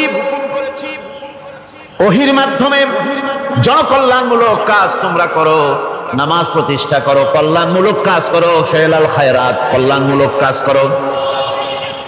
আর নামাজ প্রতিষ্ঠা করো, যাকাত আদায় করো। আর তারা সবাই ছিল আমার ভাগ্যবান। ইসমাঈল আলাইহিস সালাম সম্পর্কে বলা হয়েছে وَكَانَ يَأْمُرُ أَهْلَهُ بِالصَّلَاةِ وَالزَّكَاةِ وَكَانَ عِندَ رَبِّهِ مَرْضِيًّا। সে তার স্বজনদেরকে নামাজের হুকুম করত, নামাজের এবং যাকাতের নির্দেশ দিতেন হযরত ইসমাঈল আলাইহিস সালাম। আর তিনি ছিলেন বিশেষ মর্যাদার অধিকারী। মূসা আলাইহিস সালাম এবং তার কওমকে আল্লাহ পাক এই অর্ডার দিয়েছিলেন। মূসা আলাইহিস সালাম বলেছিলেন, আয় আল্লাহ, আমার কওমকে যেন তুমি গজব দিও না, তাদেরকে তুমি শাস্তি দিও না। আল্লাহ পাক হযরত মূসা আলাইহিস সালামের এই প্রার্থনার জবাবে আল্লাহ পাক বললেন, আযাবি উসিবু বিহি মান আশাউ ওয়া রাহমাতি ওয়াসিআত কুল্লা শাই। আমি যাকে চাইবো আমার আযাবে নিক্ষেপ করব, তবে সকল জিনিসের উপর আমার রহমত পরিবেষ্টিত আছে। তবে হ্যাঁ فَسَأَكْتُبُهَا لِلَّذِينَ يَتَّقُونَ وَيُؤْتُونَ الزَّكَاةَ وَالَّذِينَ هُمْ بِآيَاتِنَا يُؤْمِنُونَ। আমি এই রহমত কেবলমাত্র তাদের জন্য লিখে রাখবো যারা নাকি নামাজ প্রতিষ্ঠা করবে আর যারা যাকাত আদায় করবে, আমি তাদেরকে আমার গজব থেকে বাঁচাইয়া দেব। যাকাত যারা আদায় করবে আমি তাদেরকে আমার শাস্তি থেকে, গজব থেকে রক্ষা করব। রাসূল করিম সাল্লাল্লাহু আলাইহি ওয়াসাল্লামের পূর্বে শেষ নবী হচ্ছেন হযরত ঈসা আলাইহিস সালাম। তাকে আল্লাহ পাক এই অর্ডারই করেছেন। কোরআনে কারীমে বলা হচ্ছে, ওয়াজআলানি মুবারাকান আইনামা কুনতু ওয়া আওসানি বিস-সালাতি ওয়াজ-যাকাতি মা দুমতু হাইয়্যা। আমি যেখানেই থাকি না কেন আমাকে অর্ডার করা হয়েছে যতদিন বেঁচে থাকবো আমি ততদিন যেন আমি নামাজ আদায় করি আর যাকাত দেই। ঈসা আলাইহিস সালাম বলছে, আল্লাহ পাক আমার উপরে নির্দেশ করেছেন আমি যেখানেই থাকি আর যতদিন বাঁচি আমাকে নামাজ আর যাকাত এই দুটি জিনিস সম্পর্কে আল্লাহ পাক আমাকে আদেশ করেছেন। এখন যাকাত দিতে হবে, গুরুত্বপূর্ণ ব্যাপার। মানুষেরা অবহেলা এই যাকাত থেকে নিজেকে বঞ্চিত রেখেছে, মাহরুম রেখেছে। এত বড় একটি নিয়ামত থেকে সমাজকে মাহরুম করছে। যাকাত দিচ্ছেন। কোরআনে কারীমের 3টি আয়াতে যাকাতের কথা এভাবে বলা হয়েছে, ইয়া আইয়ুহাল্লাযীনা আমানু আনফিকু মিন তাইয়্যিবাতি মা কাসাবতুম ওয়া মিম্মা আখরাজনা লাকুম মিনাল আরদ। হে ইমানদার লোকেরা, তোমরা যে সব পবিত্র অর্থ সম্পদ উপার্জন করো সেগুলি এবং আমি জমিন থেকে তোমাদের যে ফসল দান করি, ফসল উৎপাদন করে দেই, তার থেকে তোমরা আল্লাহর পথে খরচ করো। এগুলো 1 নম্বর আয়াত। 2 নম্বর, প্রথম আয়াত বলা হয়েছে সূরা বাকারায়, আর সূরা আনআমে বলা হচ্ছে, কুলু মিন সামারিহি ইযা আসমারা ওয়া আতু হাক্কাহু ইয়াওমা হাসাদিহি। তার উৎপাদিত ফল ফসল তোমরা খাও, আর ফসলের একটি অংশ ফসল কাটার দিনেই আল্লাহর হকটা, আল্লাহর অধিকারটা আদায় করে দাও। যেদিন তোমরা ফসল কাটবে সেদিনই অধিকারটা আদায় করে দাও। এই যে একটা ফরজ, এই ফরজটা মুসলমানেরা বেমালুম ভুলে গিয়েছে।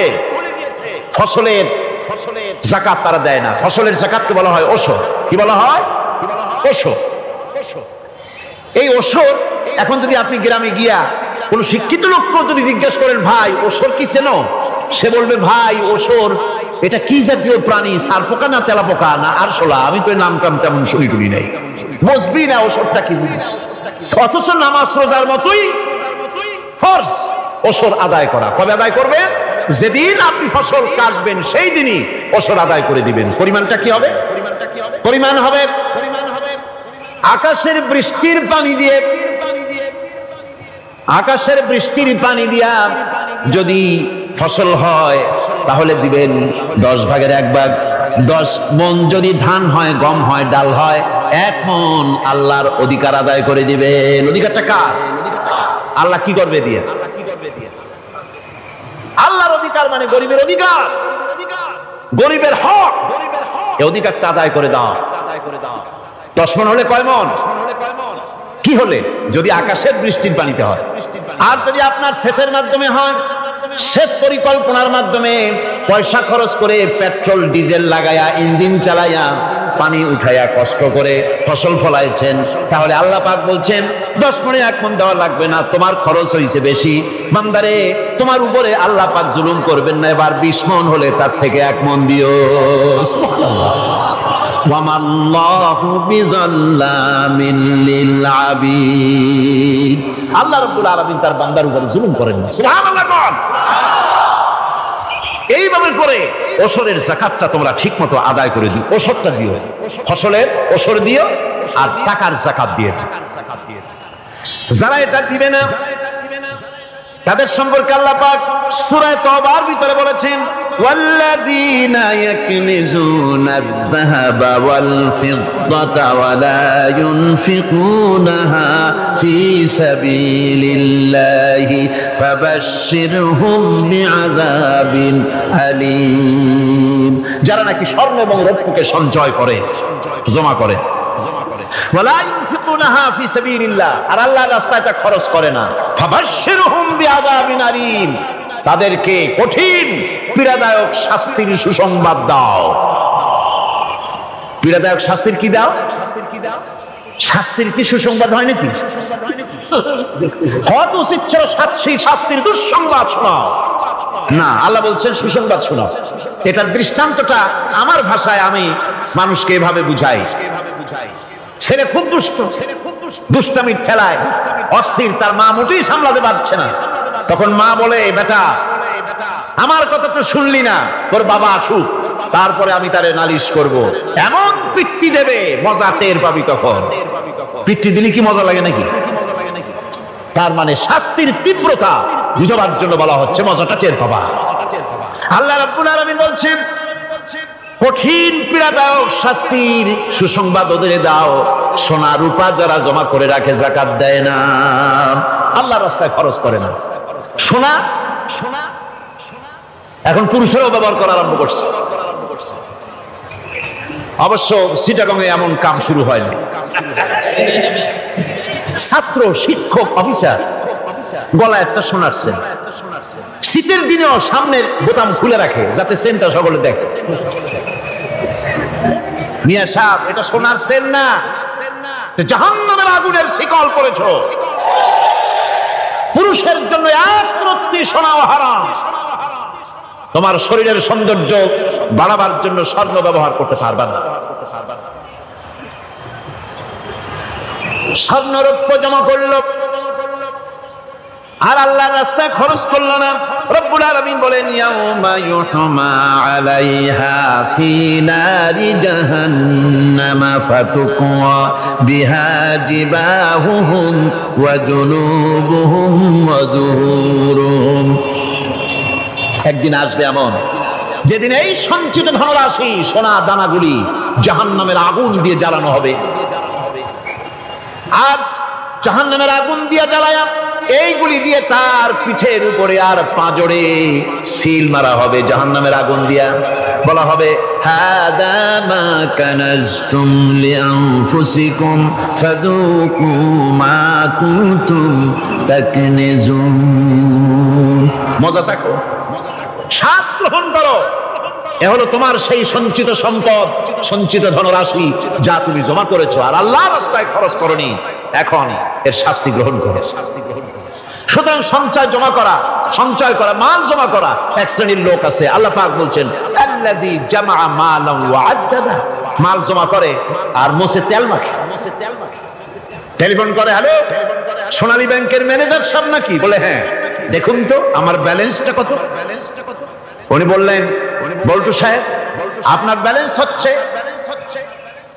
50,77,372 টাকা 79 পয়সা। তখন মোজ ঘষে, আতর লাগায়, তেল মাখে আর মনে মনে আনন্দ হয়, আরো কিছু জমা করতে পারলেই তো কঠিন কোটায় পৌঁছে যাব। আল্লাযী জামা মালান ওয়া আদ্দাদা, মাল জমা করে আর গুনতে থাকে। আল্লাহর রাস্তায় খরচ করে না। আল্লাহ রাব্বুল আলামিন বলছেন, খুয মিন আমওয়ালিহিম সাদাকাতান তুতাহহিরুহুম ওয়া তুযাক্কিহিম বিহা, তাদের অর্থ সম্পদ থেকে যাকাত উসুল করে তাদেরকে পবিত্র করে দাও। যাকাত আদায় করার মানেই হলো তার সম্পদগুলি পাক হয়ে গেল, কারণ আলহামদুলিল্লাহ সম্পদ পাক হয়ে গেল, পবিত্র হয়ে গেল। আর যেই সম্পদের যাকাত দেওয়া হয় না, আল্লাহর রাস্তায় খরচ করা হয় না, তা সম্পূর্ণরূপে অপবিত্র, নাপাক। কি পরিমাণ সম্পদের নিসাবটা কেমন হবে? নিসাব হবে 52.5 তোলা রৌপ্য যদি আপনার কাছে থাকে, আপনি বাজার দর হিসাবে যাকাত দিবেন। স্বর্ণ 7.5 তোলা পর্যন্ত যদি হয়ে যায়, তাহলে অবশ্যই বাজার দর হিসাবে প্রতি বছর তার যাকাত দিবেন। ছাগল যদি 40টা থাকে, যাকাত দিবেন। গরু যদি 30টা থাকে, তাহলে যাকাত দিবেন। যাকাতের মাসলাটা খুবই কঠিন, সেখানে গিয়ে জিজ্ঞেস করে এর জবাব পাওয়া সুকঠিন হয়ে যাবে। এই জন্য মাল পবিত্র করার জন্য, জাহান্নামের কঠিন শাস্তি থেকে বাঁচার জন্য আমি আপনাদেরকে উপদেশ দেব, সাজেশন করব, পরামর্শ দেব একটা বই পড়ার জন্য। বইটা লেখক হচ্ছেন আল্লামা ইউসুফ আল কারজাবী। এই বইটি আপনারা সংগ্রহ করবেন, ইসলামের যাকাত বিধান। বইটি আপনারা সংগ্রহ করবেন মনে করে। বই আপনাদের ঠকাবে না, বই আপনাদেরকে দেউলিয়া করবে না। বই কিনবেন, ভালো হবে, নিজের জ্ঞান সমৃদ্ধ হবে, হক এবং বাতিলের পার্থক্য বুঝতে পারবেন। তাই তওবার মধ্যে আল্লাহ পাক যাকাত কোথায় কোথায় দিবেন, খাতগুলি আল্লাহ বলে দিচ্ছেন, কোন আলহামদুলিল্লাহ। যেখানে সেখানে যাকাত দেওয়া যাবে না। যাকাতের জন্য খাত হচ্ছে 8টা। যাকাতের জন্য খাত কয়টা? 8টা। 8টি খাতে আপনার যাকাতের টাকা আপনি ব্যবহার করবেন, ব্যয় করবেন। প্রথম দিবেন ফকিরদের। পৌঁছানো খুবই কষ্টকর, অভাবগ্রস্ত লোক, এরা হচ্ছে ফকির। আর মিসকিন হচ্ছে যারা নিজেদের প্রয়োজন উপযোগী অর্থ উপার্জন করার সামর্থ্য নাই, আর মানুষের কাছে আত্মমর্যাদার কারণে হাত পাততেও পারে না। এক কথায় এক গরিব ভদ্রলোক। আল্লাহ কোরআন শরীফ বলেছেন যে এদের চেহারা দেখে বুঝো জ্বর পেটে খাবার নাই, অথবা সে অসুবিধায় আছে, চেহারা দেখে বুঝে তাকে সাহায্য করো। সে এমন শরীফ মানুষ আছে না আমাদের সমাজে, লোক এরকম আছে না? আছে কিনা? ঘরের মধ্যে 3 দিনও রান্না হয় নাই, কিন্তু আর দাড়ি সুন্দর করে আশ্রয়া জামাটা পরিপাটি করে গায়ে দিয়ে বেরোচ্ছে, কারোর কাছে হাত পাতে না, তার সরাপাতে তার ভদ্রতায় বাঁধে। ওর সোনার সরাপাতে বেঁধেছে, উনি চাবেন না কারো কাছে, কিন্তু উনাকে যিনি সৃষ্টি করেছেন সে আল্লাহ রাব্বুল আলামিন শোনায় দিচ্ছেন, বান্দারা আমার ওই গরিব ভদ্রলোককে খাবার দাও। ওরা হচ্ছে মিসকিন। এরপরে আমিলিন, 3 নম্বরে আমিলিন, অর্থাৎ যারা যাকাত সরকারিভাবে যাকাত যারা আদায় করে, সেই আদায়কারীদেরকে এই যাকাতের টাকা দিয়ে তাদের সম্মানী দিতে বলা হয়েছে। ইসলামী গভর্নমেন্ট আসতে যাকাত তো আর আপনার খুশি মতো থাকবে না, যাকাত দিতে আপনি বাধ্য হবেন। যাকাত দিতে আপনি বাধ্য হবেন। যাকাত আদায় করবে গভর্নমেন্ট। কে আদায় করবে? গভর্নমেন্ট আদায় করবে, আর গভর্নমেন্ট ডিস্ট্রিবিউট করবে। ওয়াল মুআল্লাফাতিল কুলুব, মনতুষ্টির জন্য, যাদের মন জয় করতে হবে, এই ধরনের লোকদেরকে। ওয়ার রিকাব, আর গলদেশের মুক্তিদানের জন্য। ওয়াল গারিমিন, আর ঋণগ্রস্ত ব্যক্তি। তাও আবার এমন পর্যায়ের যে ঋণ পরিশোধ করতে গেলে যদি তার এমন অবস্থা হয় যে তার কাছে যাকাত দেওয়ার মতো টাকা থাকে না, এরকমের অবস্থা যদি হয়, তাহলে যাকাতের টাকা দিয়ে তার ঋণ পরিশোধ করে দেওয়া যেতে পারে। ফি সাবিলিল্লাহ। এরপরে হচ্ছে জিহাদের রাস্তা। জিহাদের রাস্তা মানে জিহাদ যখন শুরু হবে, সেই জিহাদের ময়দানে আপনি বন্দুক রাইফেল কিনে দেওয়ার সাহায্য করবেন, সেটা নয়। কিন্তু শুধু এটাকেই বোঝানো হয় নাই। ফি সাবিলিল্লাহ বলতে বোঝানো হয়েছে আল্লাহর রাস্তায় সংগ্রামরত সব ব্যাপারে আপনি সাহায্য করবেন, ইসলামী আন্দোলনের জন্য করবেন। যারা ইসলামের জন্য বইপত্র লেখে তাদের জন্য করবেন, যদি পয়সায় কুলাতে না পারে সেখানে সাহায্য করবেন। ইসলামী আন্দোলনকে বিজয় করার জন্য সাহায্য করবেন। এক কথায় আল্লাহর রাস্তা বলতে যা বুঝায় এগুলিকে দিবেন। ইবনে সাবিল, এরপরে পথিক মুসাফির। পথিক মুসাফির সে যদি বাড়িতে ধনী থাকে, ঢাকায় ধনী, কিন্তু চট্টগ্রামে এসে সর্বহারা হয়ে গেছে, টাকা পয়সা সব লুটপাট হয়ে গেছে, এখন বাড়ি ফেরার উপায় নাই, যাকাতের টাকা দিয়ে তাকে সাহায্য করা যেতে পারে।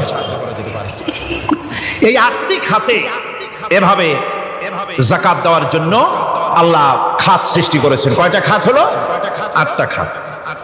ইসলাম যাকাত ভিত্তিক অর্থ ব্যবস্থা কায়েম করে, আর অনৈসলামিক সরকার সুদ ভিত্তিক অর্থ ব্যবস্থা কায়েম করে। যাকাত আর সুদের মধ্যে পার্থক্য কি? যাকাত হচ্ছে, এক কথায় বুঝাই, ব্যাখ্যা দেব না, এক কথায় বুঝাবো। যাকাত হচ্ছে ধনীদের কাছ থেকে নেও, গরিবদেরকে দাও। আবার শুনুন, যাকাত হচ্ছে ধনীদের কাছ থেকে নাও, গরিবদেরকে দাও। আর সুদ হচ্ছে গরিবদের কাছ থেকে নাও, ধনীদেরকে দাও। টাকায় টাকা টানে, একজনে শুনছিল টাকায় টাকা টানে, সে মনে করলো কেমনে টাকায় টাকা টানে। তারপরে সে এক ব্যাংকের সামনে গিয়ে অনেক টাকার মধ্যে নিজের একটা টাকা ছুড়ে মেরেছে। ঘন্টা 2 দাঁড়ায় আছে, দেখে যে তার টাকা আসে না। তখন ব্যাংকের দারোয়ান এসে পিছন থেকে গলাটা ঠেসে ধরছে, বেটা তুমি চোর নাকি, না হাইজাকার, না মাস্তান, না সাদাবাজ? কয় যে না, আমি এর কোনোটাই না। তাহলে এই পজিশন নিয়ে দেখতেছো কি? কয় যে আমি শুনছিলাম টাকায় টাকা টানে, সেজন্য আমার পকেটে একটা টাকা ছিল, ওই যে কেশিয়ার টাকাগুলি গুনতেছে ওইখানে মারলাম, দেখিনি টাকা, আমার টাকায় কিছু টাকা টানিয়ে আনে। এতক্ষণ দাঁড়ানো, আমার টাকা তো টানলোই না, আমার যে একটা টাকা তাও আসে না। দারোয়ান বলছে, বেটা তুমি ঠিকই শুনেছো, টাকায় টাকা ঠিকই টানে, ওই অনেকগুলো টাকা তোমার একটা টাকারে এমন ভাবে টানিয়ে ধরছে, বাইরে আবার উপায় নেই। সুদভিত্তিক অর্থ ব্যবস্থায় গরিবরা এভাবে শোষিত হয়। শোষিত হয় কারা? গরিবরা। সিনেমা কারা বানায়? ধনীরা। শোষিত হয় কারা? গরিবরা। লক্ষ্য করেন, তাকান, আল্লাহর কথা কত বাস্তব। ধনীরা সিনেমা বানায়, শোষিত হচ্ছে গরিবেরা। রিক্সা চালায়, ঠেলা গাড়ি চালায়, মাথার ঘাম পায়ে ফেলেছে, পরিশ্রান্ত হয়েছে, বিকাল বেলায় সেই টাকা নিয়ে যাচ্ছে বাজার করতে। সিনেমা হলের সামনে যায় দেখে সর্বনাশ, যুবক একটা যুবতীর জড়ায় ধরছে 2 হাত দিয়া, নিচে লেখা কি যে প্রেম আর কত যে জ্বালা। বেচারা গরিব মানুষ মাথা গরম হয়ে গেছে এটা দেখিয়া, যে বাইরে যদি এত জ্বালা, ভিতরে না জানি কত মজা। যে টাকা দিয়ে চাউল কিনতো, সেই টাকা দিয়া টিকিট কিনে সিনেমায় ঢুকলো। এর মাথা ঘামানো পয়সাগুলি পাইলো কে? বড় লোকই পেল। বড় লোকেরা ব্যাংকে টাকা রাখে, গরিব মানুষেরা ব্যাংক থেকে টাকা লোন নেয়। কৃষি লোন নিল, গরু কিনলো, বীজ কিনলো, সার কিনলো। আকাশ থেকে বৃষ্টি হলো না, অনাবৃষ্টি, অতিবৃষ্টি, খরার কারণে ফসল হলো না। ব্যাংক কি তার লোন মাফ করবে? তার সুদ মাফ করবে? শেষ পর্যন্ত গরুটা বেচা, মায়ের হাতের, বউর হাতের শেষ চুরি গাছা বিক্রি করে লোন পরিশোধ করলো। বড় লোকের টাকা ওখানে ছিল, ওই টাকায় আরো টাকা গিয়ে জমলো, আর গরিব ফতুর হয়ে গেল। এই জন্য আল্লাহ পাক বলেছেন, সুদ হচ্ছে ওয়াহাল্লাল্লাহুল বায়আ ওয়া হাররামা রিবা। আল্লাহ পাক ব্যবসাকে করেছে হালাল, সুদকে করেছেন হারাম। এই সুদের মধ্যে 70টি গুনাহ, তার 70 গুনাহ হলো নিজের মায়ের সাথে জিনা করা। জোরে কোন নাউজুবিল্লাহ। মায়ের সাথে জিনা করার চাইতে নিকৃষ্ট, এটা হলো ছোট গুনাহ। টের পাইছেন?